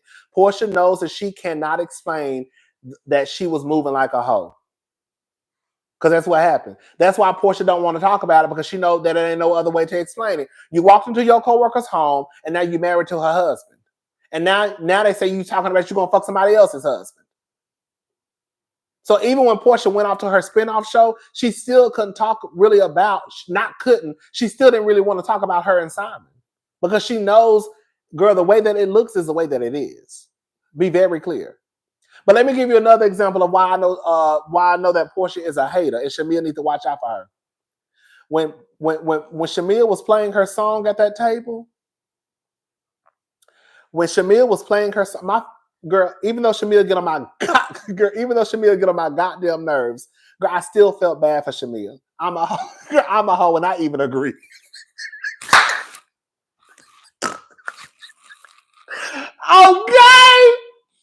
Okay, I might not make it. I'm a hoe, and I even agree. I know that's right. I felt so bad for Shamea because she playing her song. Shamea literally said, I want to play. Girl, Shamea literally told them that she wanted to play her song. Girl, and here you go. Girl, here go Porsha talking about, girl, basically, that's Drew. When you gonna come in? That's not you. I said, oh, that's a hater. Oh, that's a hater. Girl, Shamea, that's not your sister. That is not your sister. That is not your sister. That is not your sister. Because there's no way that this woman who y'all used to sing together, Shamea knows your voice because y'all used to sing together. Ramia Marlo used to always call Shamea Shamila. Yes! You know this lady. I don't know Shamea's voice because I don't know Shamea's voice. But you know Shamea's voice because, one, y'all used to sing together. Okay? That's one. Y'all been friends since middle school, high school. That's two.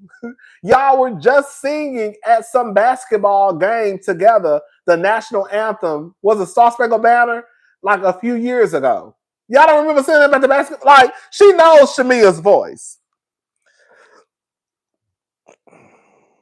Did you talk about the producer and what he said about Porsha? Oh yeah, Resident. We talked about that earlier in the show. I mean, tonight. Unpopular opinion: Miss Diane taught Porsha how to be a hoe. Kenya called Porsha a dumb hoe with the megaphone. Sis has not been the same since. Baby, y'all so messy. Y'all so messy. Y'all are so messy. Y'all are messy. But when Shamea was playing her song and Porsha was sitting there, hey, I was like, "Oh, girl, that's some nasty. That's really some nasty shit. Like that's some nasty work, Porsha, for you to sit here and you could tell Shamea was really bothered. Like, girl, what are you doing? Like, what are you talking about, girl?" I said, "Oh, girl, she's a hater. Shamea, girl, that's not your friend. That's not your friend." Because if anything, she should have been sitting there snapping her motherfucking fingers talking about, "I know that's right, sister. You better sing, bitch." That's what Shamea should. That's what Porsha should have been saying. That's what she should have been saying. Come on, sister. You better sing, ho. Not, girl. That's Drew. How the fuck you even know how Drew sound? I'm about to get started. How the fuck you even know how Drew sound, Porsha? You ain't been in the studio making no beats with Drew? How you know Drew voice, but you don't know your best friend voice? Girl, I'm about to get worked up. Remember when Marlo told Shamila, "I can take your man"? I didn't forget, and she didn't like that. So I don't know how she didn't understand Angela. Come on, KB.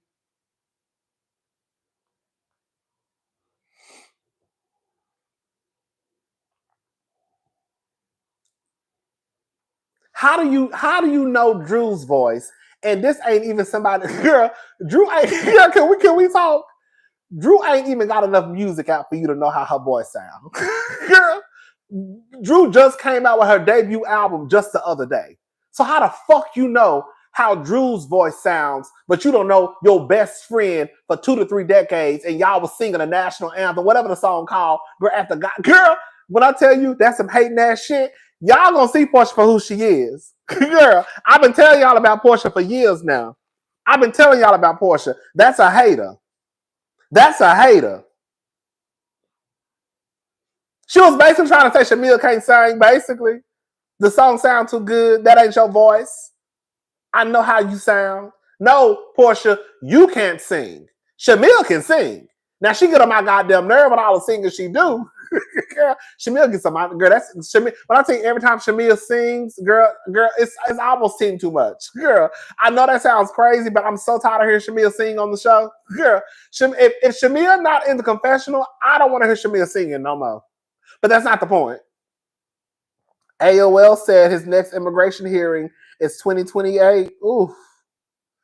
AOL took it off, but I can still see. It can still be seen using keywords. Thank you, Demi in the city.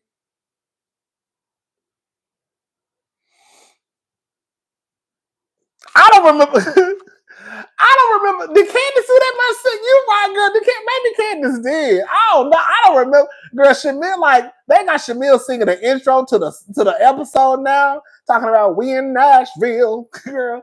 We taking drinks, we shooting bullets, we riding tanks, girl. We having a good time down the road, girl. Remember Shamea came in the last episode singing.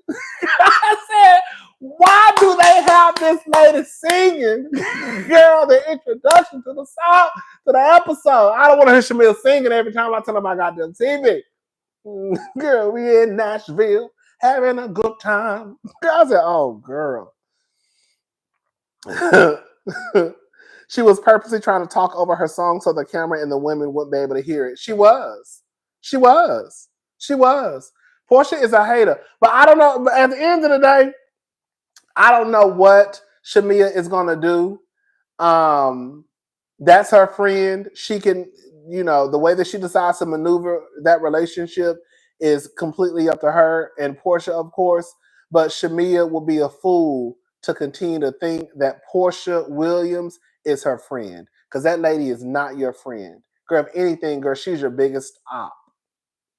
And that's just what it is. Porsha is a friend to nobody except Dirty Diana. She might be the only one who she might give a little loyalty to, and that's because that's her mama. Other than that, everybody else can get it.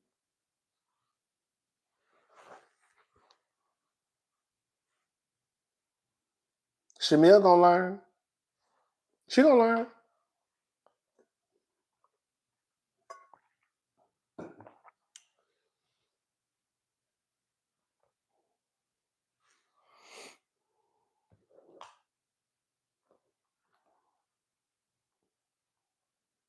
Love it here, 100K and beyond. Thank you. Eat Heavenly Cupcakes Forever. Thank you so much. It is what it is. Oh, we got to talk about, I just remembered. So, thank y'all. I forgot.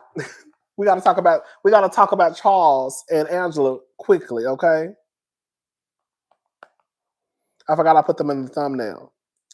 So y'all already know what happened. Shamia, Porsha was caught saying she's your biggest op and your husband is next. I know, baby. Thank you, Erica De Niro TV. Sure is.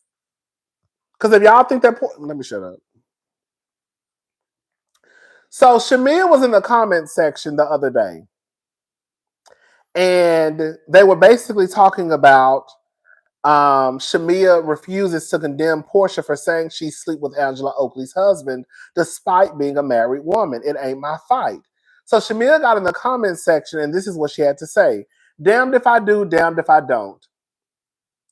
I have learned the hard way that I need to mind my business. I apologize about laughing and my part in it. That's not my fight. If Angela Oakley can forgive the person that actually said it, then then surely my laughter should be forgiven. I've never said that it was okay for her to say that. Furthermore, I don't have to publicly chastise people. I can hold them accountable privately. Bottom line, she's a grown woman, not my problem, not my fight. Girl, that's the problem. See, that's girl. Let me say, I've already explained this, and I'm gonna say it again. We not gonna, all of us, me, you, and everybody on here, we have all said things at the kitchen table that was not meant for everybody else, right? We've all said some ignorant shit. Some shit we ain't had no business saying. But this is where the but comes in, Shamia.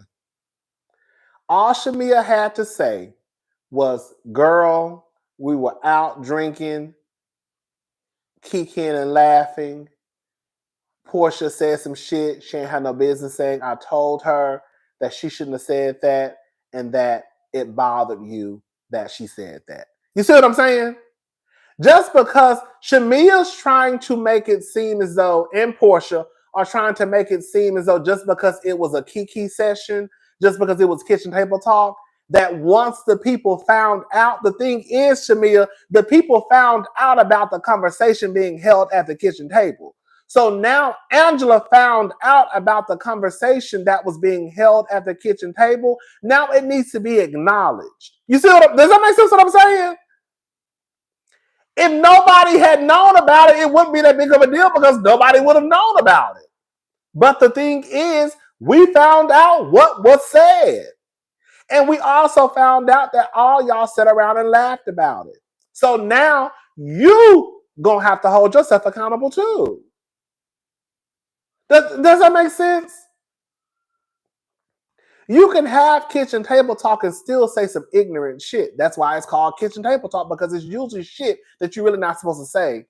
Girl, I lied. You know what I'm saying? It's shit you're really not supposed to say, girl, in front of everybody else. It's supposed to be shit girl, but that doesn't mean that you can't be checked for saying something ignorant. If you say something that I feel like is transphobic or whatever, even though I might still consider you a friend afterwards, I can still say, girl, you know that was ignorant as fuck. Girl, you know that was ignorant. Girl, you know that was trifling what you just said. And then we can just move on. But that doesn't mean that a kiki session excuses you from accountability. And that's how it almost feels with Shamia and Porsha. Thank you, Rodney. Yes, I had a friend that I helped get a job opportunity and she got it. Turned around and asked her to do me the same favor. And she told me she's too busy. She told me everything right there. Oh, I know that's right. Huh. So if Shamea doesn't see that, then that's on her. That's why I'm at with it too. If Shamea doesn't see it at this point, Shamea ain't gonna never see it. If Shamea doesn't see it at this point, she ain't gonna never see it. She just won't. But all Shamea has to say is, Angela, girl, it was 3:00 in the morning. We was, girl, talking shit. You know, I hate that you heard that. It was just a joke. I told Porsha she was wrong for saying that shit and that she needs to apologize to you because you feel a way about it. That's all Shamea had to say. Shamea, girl, that's all you had to say. And that would have been the end of it. That's it. Girl, that's really it. But it goes to show when people say, girl, you ain't too far removed from Porsha, because y'all both think the same way. Quiet as this kept.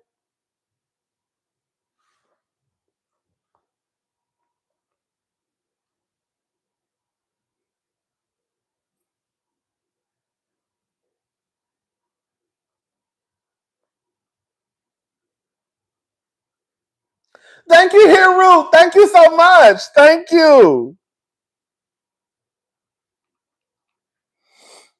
You know what I'm saying? The people be trying to act like stuff is just so hard to do. It's really not that difficult to do, y'all.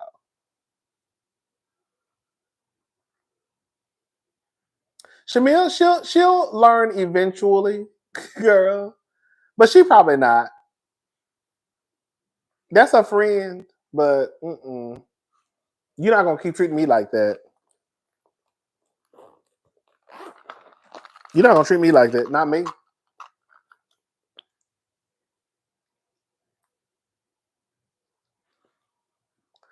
Okay.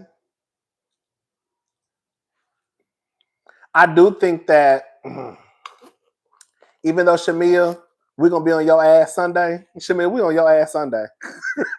Shamea, we on your ass Sunday.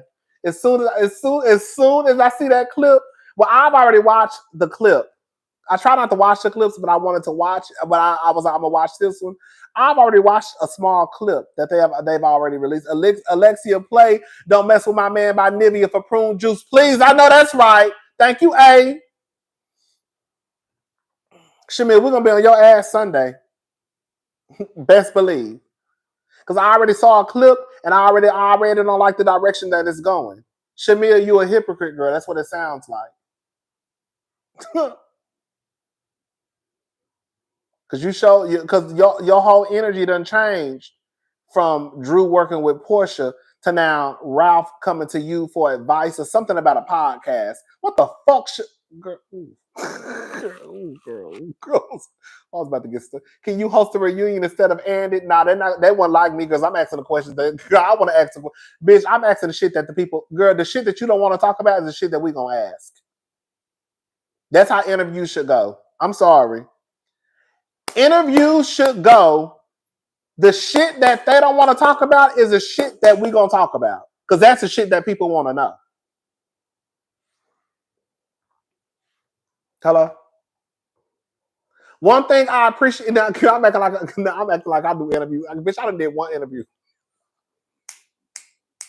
Bitch, I did one interview. Now I think I'm the interview to the stars. Bitch, one thing I did appreciate about Dr. Heavenly, she told me not to put y'all in our business, but I remember Dr. Heavenly told me straight up, you can ask me what you want to ask me. I said, oh my God, thank you. Girl, that's exactly what she told me. She said, you can ask me. She said, basically, nothing is off limits. You can ask me what you want to ask me. She said, if I don't want to answer, and if I don't want to answer it, I'll tell you, and none of your goddamn business. And so I said, all right. If I don't want to answer, you can ask me what you want to ask me. And if I don't want to answer it, I'm going to tell you and y'all, and ain't none of y'all goddamn business. And I said, okay. That's all I had to hear. Shit.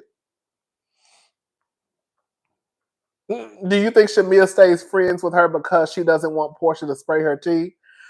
I don't know. I think the Shot Girl's perspective, at this point, I think they both know each other's tea. Because again, they've been friends for a very long time. Most of the time, when you have these friendships that are decades long, you know each other's business. You know what I'm saying? So they both probably been in the streets together, you know. But I don't know. I just wouldn't. I wouldn't even care at this point. Because girl, as much as you know my business, I know yours too. Because I bet you, I'm gonna go ahead and say it. I bet you we ain't even scratched the surface with the shit that that Porsha done did. Porsha Kenya quit all her jobs and ran off into the sunset with a man. Ooh, with ED a narcissist. Oh, baby, right. It's because all their values reside in something that had nothing to do with beauty. Ancestors gave them that sad. I don't think Kenya quit her jobs. Kenya got fired. Kenya quit her job. Kenya got put on pause. I don't think Kenya quit her job, Chanel. I think Porsha quit hers. Kenya just got fired. Showing that lady sucking dick. Bitch, Kenya got fired for showing that lady sucking dick down to the Kenya hair spa, baby. And the first time, I think she, okay, that's a difference, baby. Kenya just got her pinks up in her white box. Bitch, okay. Porsha quit. Yeah. She did. Thank you, Chanel. Okay. Because Kenya got let go, baby. Kenya quit that job. Girl, okay. Porsha quit. Porsha quit. Okay, now I'm going to give Porsha that. Porsha quit. Like a fool. Kenya got fired. Okay? For showing that lady sucking dick down to the spa. Okay? That's what happened with that. That's my girl though. that's mother though. So we ain't gonna, you know. Okay. Kenya Sports. Okay. Kenya fired. Okay. Kenya fired her damn self. Okay. Oh, when people were talking about, oh, Britt got Kenya up out of there. No, Kenya got herself up out of there. Britt got Kenya up out of there. No. Kenya got herself up out of there. Okay, be very clear. Shit, poor Kenya got herself fired. Bitch, girl, Britt ain't had nothing to do with Kenya getting fired. Okay? They're trying to give Britt the power. Girl, Britt got Kenya up out of there. No, Britt ain't got no Kenya up out of there. Kenya got herself up out of there. Okay, real fast. Bitch. Anyways, but yeah, we you know, it is what it is. But again, like I said, Shamea, we're definitely gonna be on your ass this Sunday. Can I say something and y'all don't get mad at me? I'm about to say something, y'all gonna get mad at me. Let me wipe my nose. Hold on. Let me say something and y'all don't get mad at me. Real Housewives of Atlanta season 16 is okay. I think that some people online are acting as if this is the best. Oh, he's so messy. This is the best season in a long time. And I think this is what's happening. I'm going to tell y'all what I think is happening. When Porsha came out with Simon and she posted a picture calling Shamea the best matchmaker, she did that on purpose. She's always playing in her face, baby. Kenya got fired, and if I were her, I wouldn't go back just for the disrespect. She would be a fool to let them play in her face again, baby. Just showing you, thank you, Resney. Thank you, Pisces Unicorn. Just showing you some appreciation for all you do. P.S. Get that Patreon. Oh, step out on faith so you can buy those B tickets. Okay, baby. Thank you. Kenya is on pause, baby. She'll be back. What was I saying? I forgot what I was saying.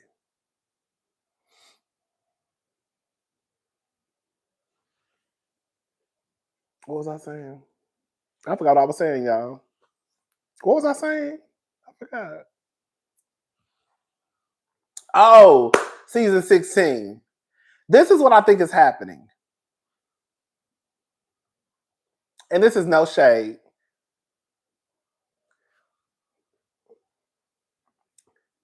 these last few episodes have had a good moment in it. And I think that people are taking that one moment and making it seem as though the whole entire episode was just so explosive. So let me give you an example. This last week's episode, Angela versus Britt. We love the exchange between Angela and Britt.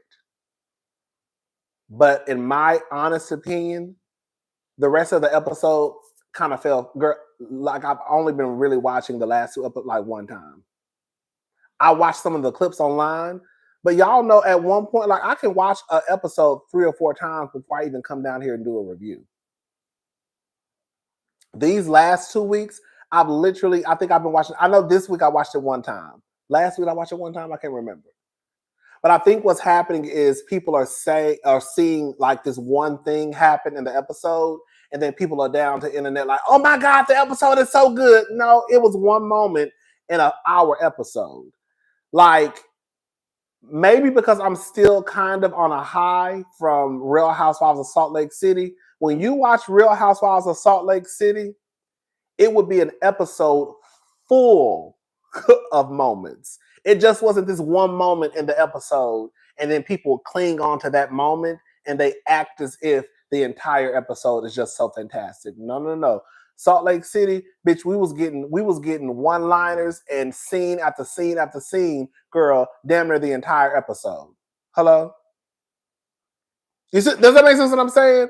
Where like with Atlanta, it's like a 1 or 2, probably 2 moments, and then the rest of the episode just falls flat.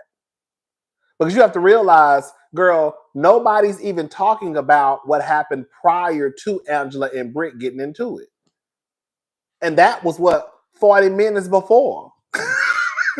So we still got a whole 40 minutes worth of the episode that nobody's even talking about because it's not worthy of the discussion. The part that's worthy is the part of Angela and Britt. So you can't say that the episode is just so fantastic if you're not even willing to even talk about the things that led up to that, or the first 35 minutes, or the first 45 minutes. We're only talking about Britt and Angela, and basically Angela telling Britt, girl, you a hoe. And girl, we know you suck dick like a pro. Shout out to the girls who suck dick like a pro, because that's a God-given talent. Okay, be very clear. Be very clear, okay? There ain't nothing to be ashamed about, right? But that's all it is. Does it make sense what I'm saying? But I think it's an okay season. It's just like, okay, it's like, okay, girl. Okay.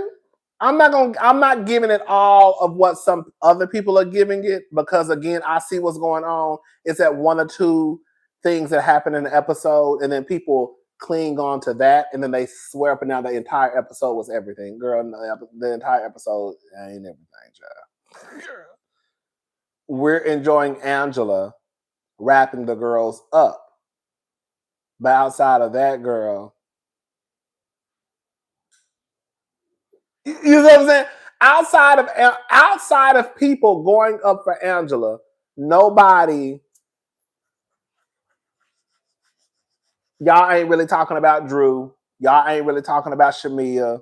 Y'all ain't really talking about Porsha. If anything, people are complaining that, oh, Porsha, you wasting our time. Does that make sense what I'm saying?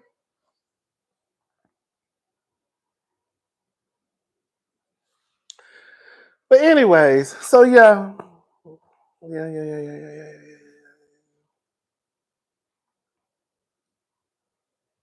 Yeah.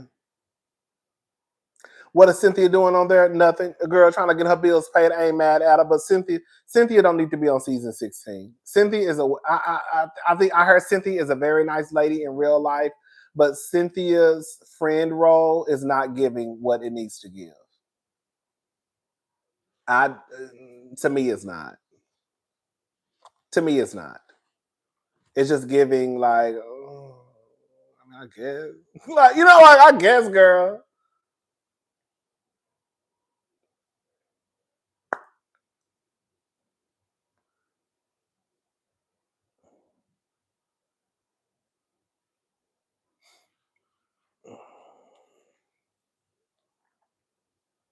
I guess, girl. Okay, so listen, this is what I want to do. I know people are not talking about the Met Gala anymore. Well, I think people are still talking about the Met Gala. I wanted to do a video, but it's taking a long time.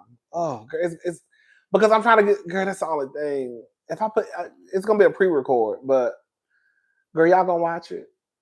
Because, you know, I'm trying to get, you know, you got to like edit the video. You know, I'm not the best editor, girl, but you got to edit the videos. I got to put the pictures up. I got to show who I'm talking about.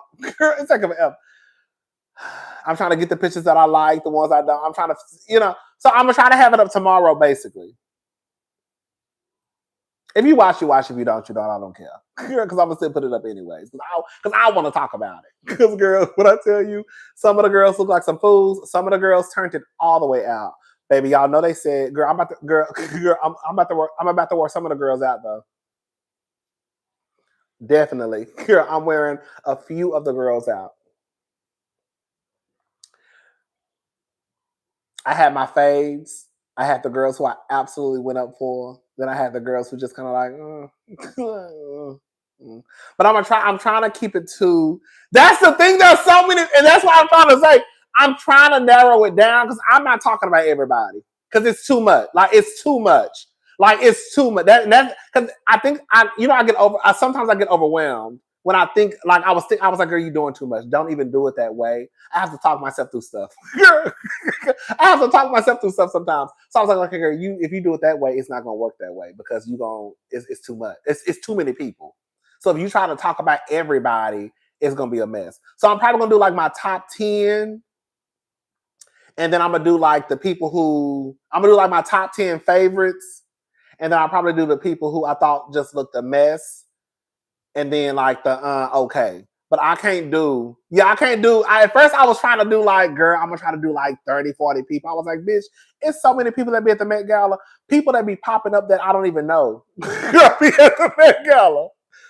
It's just too much. Yeah, I think I'm going to do like 10 or 20. I'm not doing everybody. I'm just going to do the ones who I just absolutely went up for. And then I'm going to do a couple of the ones that I just didn't like. I'm going to do a best and worst. Yeah, I'm going to do the ones I went up for. It's going to be more on that side. And then I'm going to just do a few of the people I didn't like. Because I can't it's too much. I can't go through and just be like, oh, God, I like this. I don't like this. And I like this. And I like this. I don't like this. And I don't like that's too much. But yes, it was, some people I was like, oh, baby, this is actually really, really fly. What up, cuz? Did you get a chance to listen to Nene's interview with Cynthia today? It was interesting. No, I didn't even know she did an interview with Cynthia. Well, I found out earlier today. But I haven't watched it. Is it worth watching, though? Is it worth watching? Mother Goose Cynthia is playing favorites with the girls, and Ange is the odd one out. I done gave you my look money. I swear I'm done. I thank you. Girl, that's what it is. And you know, so crazy. This is a get you gotcha. Cynthia is, I'm not going to say, I want to know how they feel with Angela now, everybody going up for Angela. I would want to see, because now Angela is pretty much like the fan favorite for a lot of people. Not necessarily me. I think Angela cool, but I'm not going up for Angela like people going up for Angela. She cool though. I like Angela. I will say I like Angela. And I definitely want Angela to come back. I think Angela definitely has potential to be a great housewife. I do see that. Angela had me fooled. I had to eat crow. Because, I was like, girl, Angela only got this job because of Charles. But Angela got that job because of herself. She don't even need Charles, if we're going to be honest. Charles is just an added bonus. Angela gives me like old school housewife tea. Like she ain't doing a lot. And I think that's probably what it was because Britt and Kelly kind of came out swinging, trying to get into some shit. And Angela kind of just played in the background. But when it was time for Angela to get to work, baby, Miss Thing got to work. I know that's right. When Marlo put Cynthia on blast for her hot mic moment, she got mad at Marlo like she wasn't telling the truth. Cynthia been fake. Even Kim Z said it, baby. Thank you, Isma.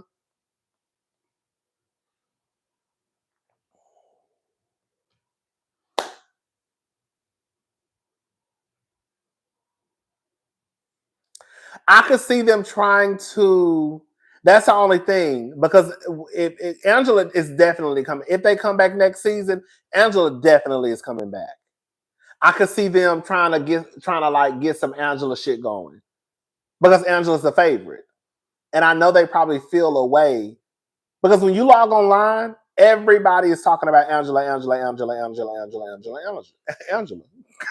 they're talking about. And not in a negative way.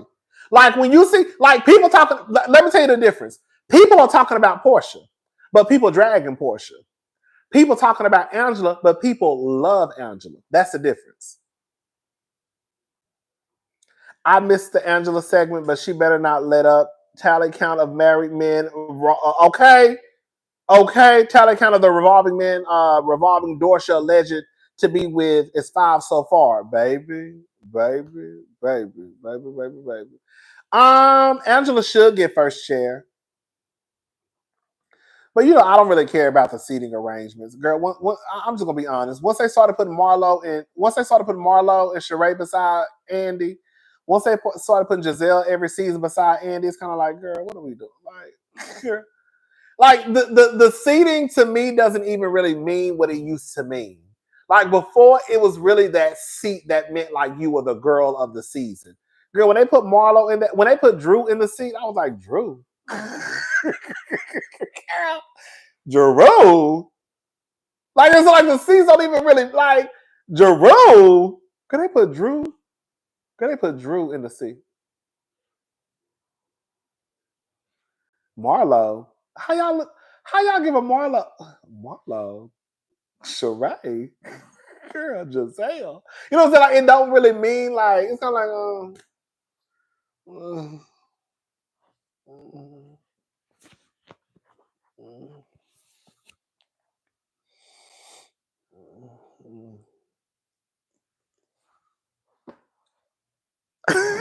like I don't even care about like it's like I don't get hyped up about the seating arrangement like I used to. Before it was like, oh girl, who gonna get first share? Oh, who gonna get first share? Girl, and that was just kind of like, okay, girl, I guess. I mean, I guess.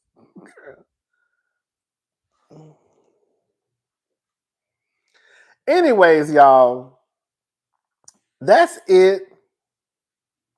I will definitely have the Met Gala. Girl, y'all know I think I'm Andre Lee Untally in a Winter. Okay. Yeah. Bitch, girl, y'all know y'all know I think I'm Andre Lee Untally. Drew had first chair and brought a plum. Corny, right? Like Drew been corny. I'm gonna tell y'all what. I'm gonna tell you when I did not resonate with Drew. One, she always acting. Two, when Drew brought a headshot to the trip, remember? I said, okay, like you playing your scenes to the T. Like to the point where I get it. The girls, of course, are gonna plan their scenes. Like, okay, girl, if the camera crew coming up, what you gonna be doing? Oh, I'm gonna be cooking with my daughter. We're gonna be talking about her marriage. Okay, girl. It's planned to a certain degree. But when Drew brought that headshot, I said, and then went in the room and got, I said, oh, girl.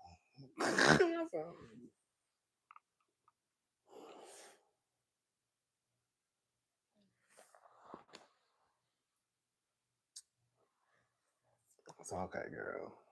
It's an okay, girl.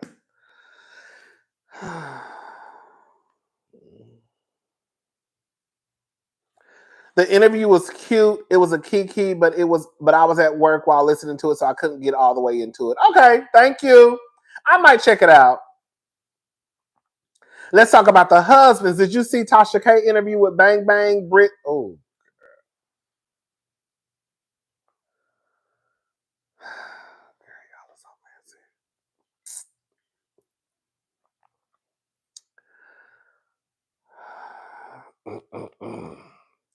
Girl, y'all so messy. Oh, girl.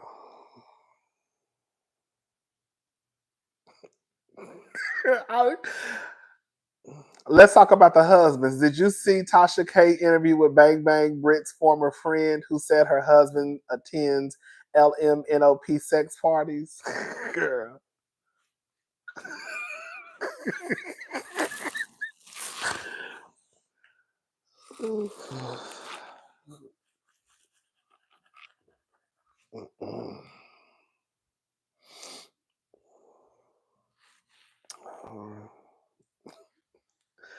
Remember when Drew showed up with her shake and go wig? Girl, I thought that was so whack.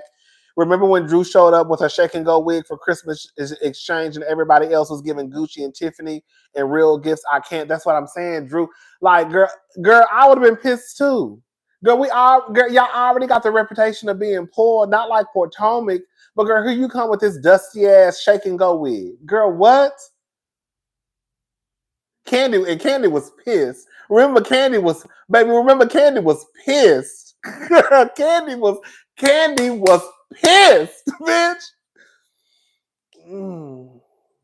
I said, oh girl.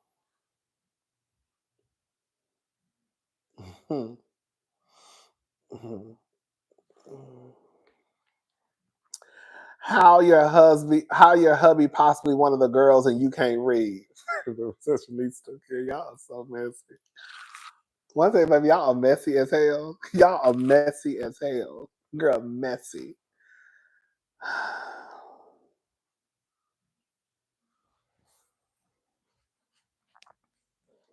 So anyways, okay. Ooh, wait. Okay. Ooh, okay. So yeah, girl. Ooh, wait. Okay, Jesus. Drew said Latoya had the Delilah spirit like she on Greenleaf, not Real Housewives of Atlanta. She should have left after season 13. Baby, and she should have been talking about Porsha. Because that's the one who go around her talking about she gonna fuck y'all husbands. Okay? Okay? Can we talk about it? While she was worried about Latoya, she should have been worried about Porsha. Girl. Because Porsha about to be all in her husband's face, asking him, girl, has he sniffed a woman before? Subline life. Baby, Porsha, girl, y'all, girl, sending love to my cousin, keep talking your ish. Thank you, Sublime Life. Baby, girl, Porsha be out of order, y'all. Y'all have to say that, girl. I'm so happy y'all starting to wake up about Porsha. That lady met up with Drew's husband, even though they are going through a divorce. Girl, you met up with that lady's husband, asking him, has he sniffed another woman?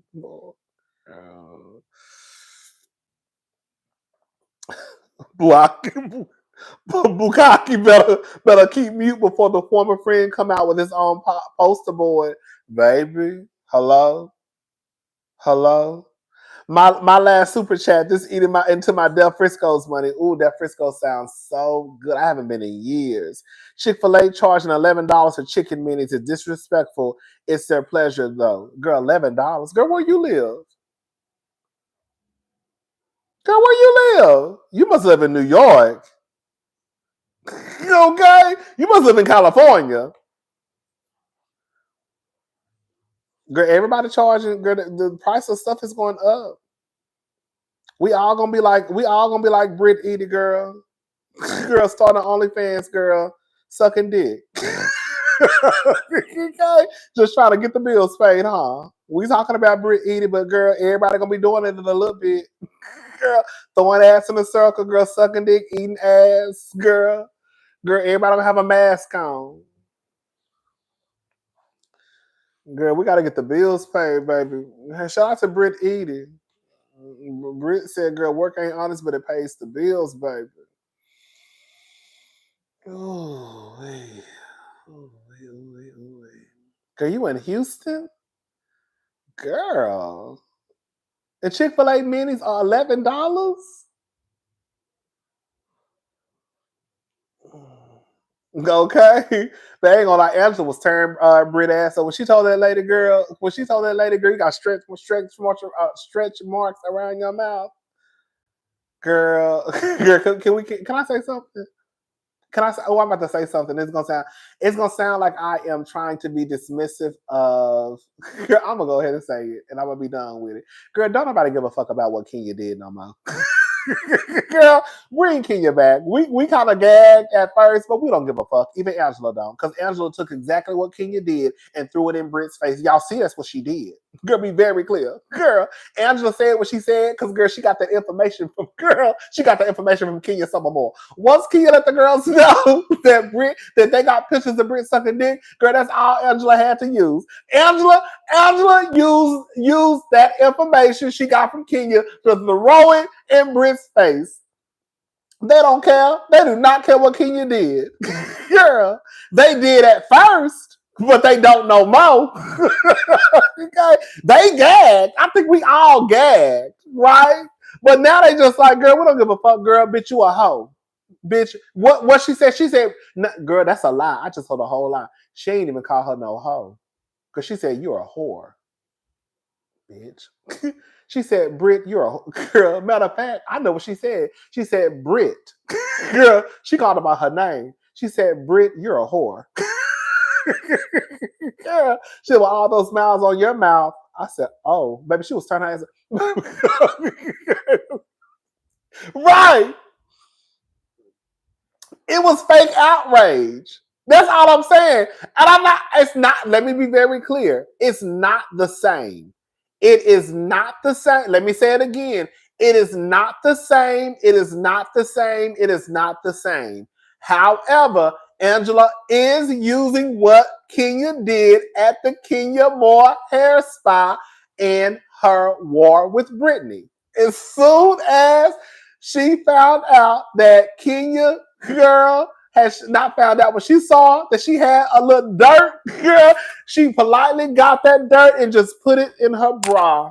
And so I'm going to say this for later. So when she talks shit, I'm going to say, bitch, you got mouths around your mouth. Girl, bitch, girl, those stretch marks around your mouth. Girl, she going to say, Brit, you're a whore. You see, that's what Angela did. That's exactly what Angela did. Girl, she used that shit that Kenya did, and she used it to her advantage. It's fucked up. It's fucked up. But she was turned Britney ass up. Girl.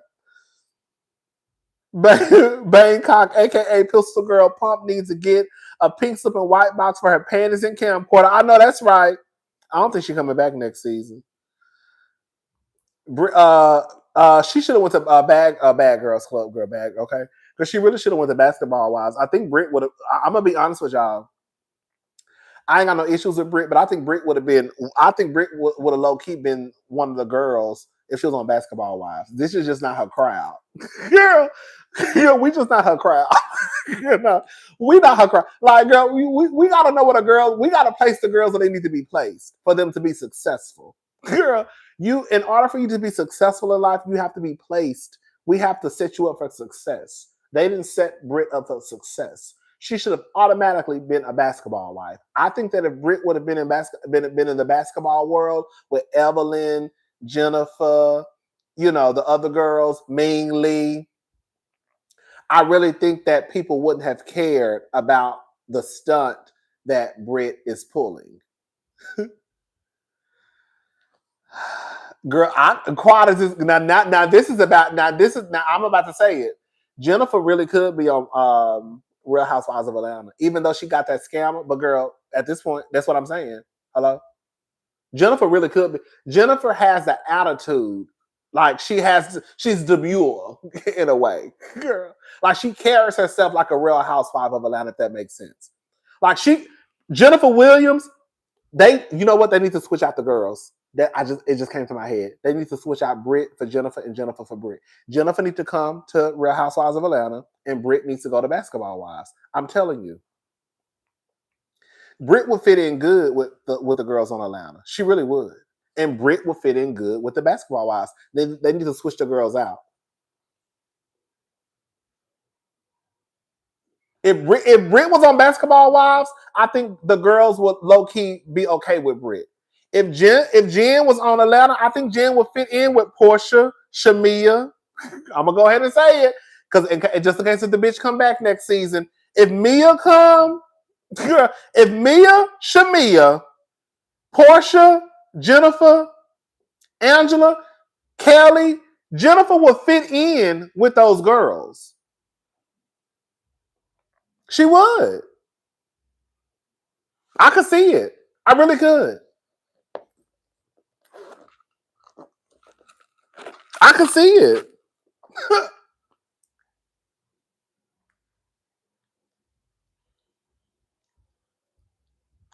I do want Kenya to come back. I'm gonna be honest with y'all. I want Kenya to come, even though like they be disrespecting Kenya like a motherfucker.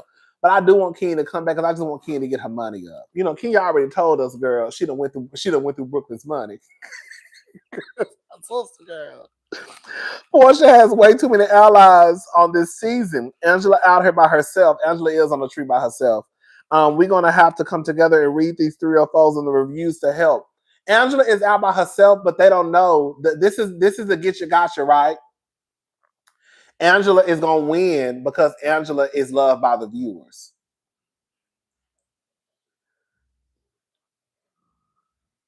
Angela's gonna win the game at the end because Angela, at least this season, Angela's gonna win this season because Angela is loved by the viewers.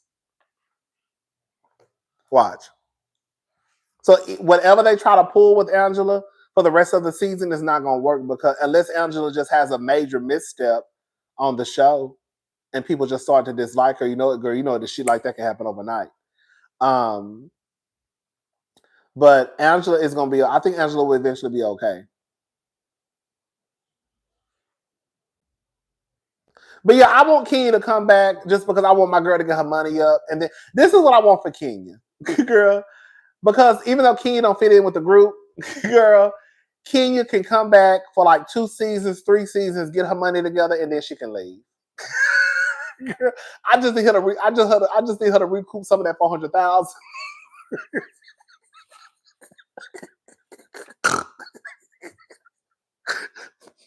I just need my girl to recoup some of that money. Yeah, she knows $400,000, baby.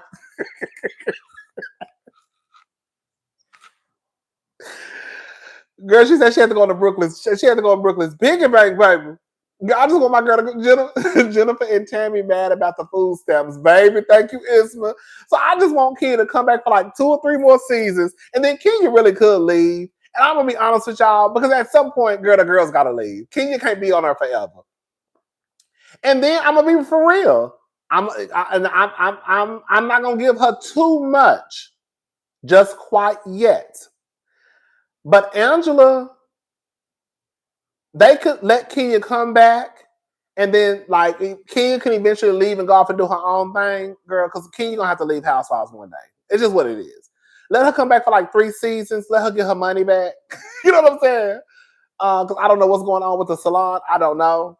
And then they can start to bring in like Angela. I think Angela probably could. Girl, I'll say in about 4 or 5 seasons, Angela could probably be in charge of the girls. Angela has the attitude to be in charge of the girls. She ain't no punk. You know what I'm saying? Quiet as it's kept. If she come back next season, baby, her and Kenya gonna be running the show.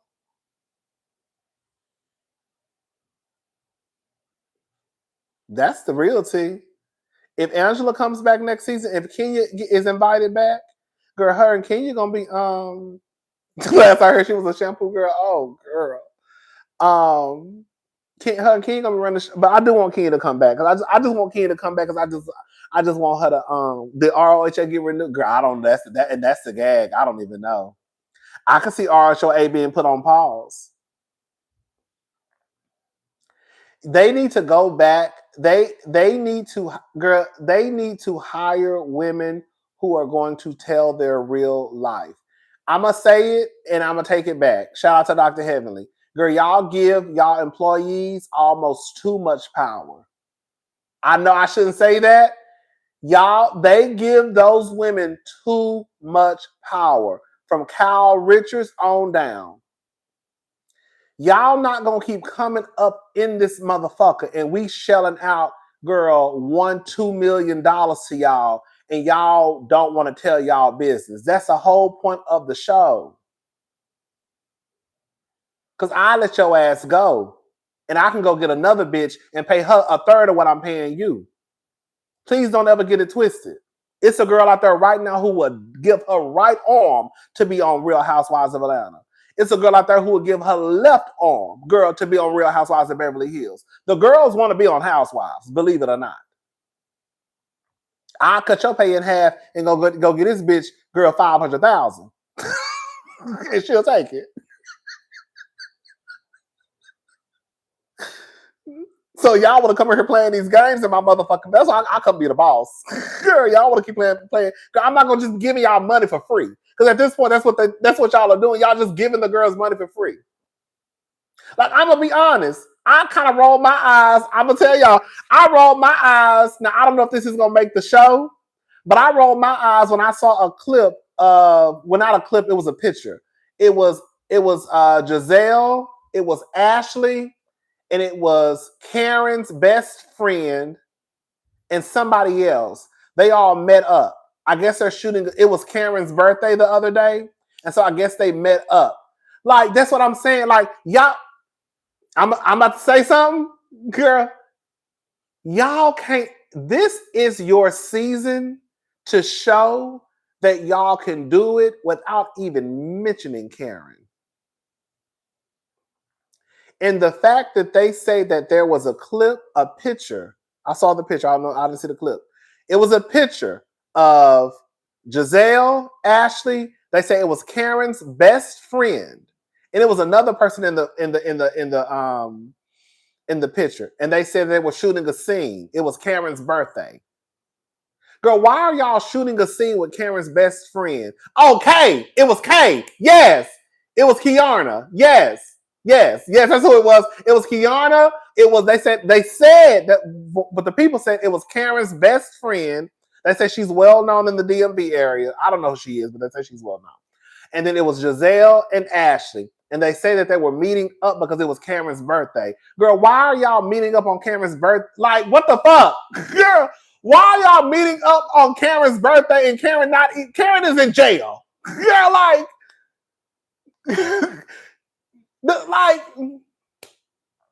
Like y'all don't have nothing else going on. And I instantly got frustrated. Y'all don't have nothing else going on to the point where y'all will meet up with the best friend on Karen's birthday, I guess, to have a birthday party for her at the restaurant. Like, what the fuck is we doing?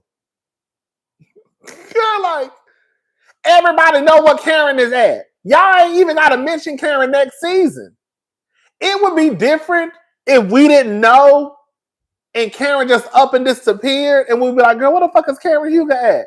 We know what Karen at. Girl, y'all ain't gotta talk about Karen. We know exactly what the fuck Karen is at.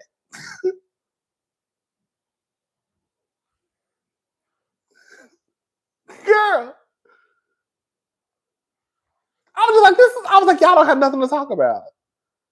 Because if y'all did, y'all won't be having this birthday party for Karen, who's an inmate. I said, girl, get on my face. Oh, girl. Karen been in prison, jail, probably about 4 months now? They say she could be getting out in November. From what Giselle said, she's doing actually very well in prison. They say everybody loves Karen. I can see Karen, doing okay. As long as it's not is she in jail, right? As long as she's not surrounded by murderers, and even though, girl, Karen, you almost damn near was one. We're gonna be. That's why I shouldn't have said that. I take that back. I take that back.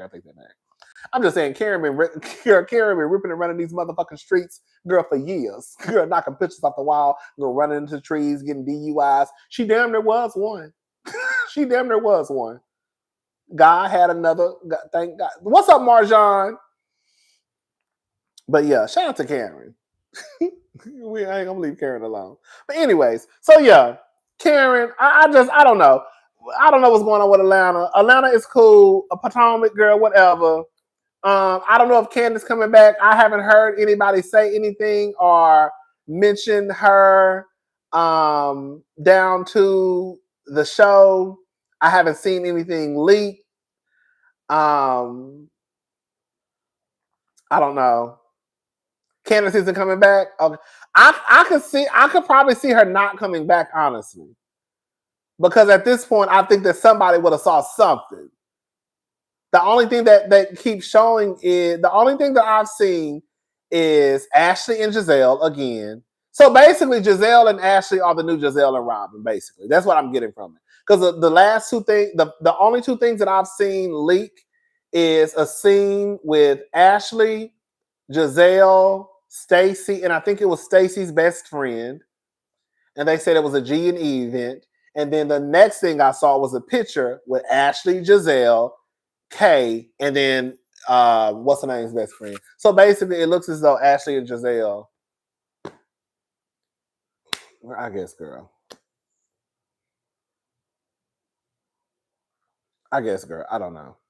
But they just started filming, so you know, Candace could be. I don't know. I'm not gonna say it's a flop because we don't know what's happening. But I'm just saying, I'm not saying it's a flop. I'm saying that I did get frustrated when I saw that they said that they were meeting up on Cameron's birthday, and I was like, "Girl, why are y'all meeting up on Cameron?" My first reaction was like, "Why? Y'all don't have nothing else to do? Like, y'all don't have nothing else to do."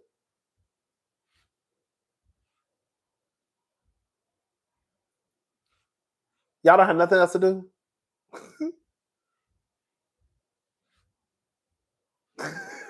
Girl, look. But to meet up, to talk about, to do what? Like to do what? Because Karen is in jail. So like, why are y'all meeting up to do what? To have a birthday celebration for a bitch who ain't even at the birthday celebration. I don't get it. It's weird as fuck to me. I hope they don't show that. I mean, just because they film it doesn't mean they're going to show it. So it could be something they're just filming and it doesn't even make the cut. Hopefully it doesn't make the cut. I don't even want to hear nothing about Karen, honestly. I don't. Anyways, all right, y'all. I'm gone. I'm hungry as hell. I ate a sandwich and a banana earlier, girl. I'm about to start starving myself like these white girls. Girl, I'm trying to get skinny. Girl, it's hard out here for a film. When you trying to make money for the ring, girl. I'm trying to get skinny like the white girls, baby. No, not like the white girls. You know, I'm trying to be slim thick. Okay. Anyways, I'm gone. I will talk to y'all tomorrow. I'm gonna have up the Met Gala video tomorrow so we can talk about the people and just drag it's 2 or 3 people I want to drag. Everybody else, I'm just gonna get my favorite looks. But I'm gonna get my worst 3. We're gonna talk about the most. All right, y'all. I'm gone. I'll talk to y'all later. Have a good night. Bye, y'all.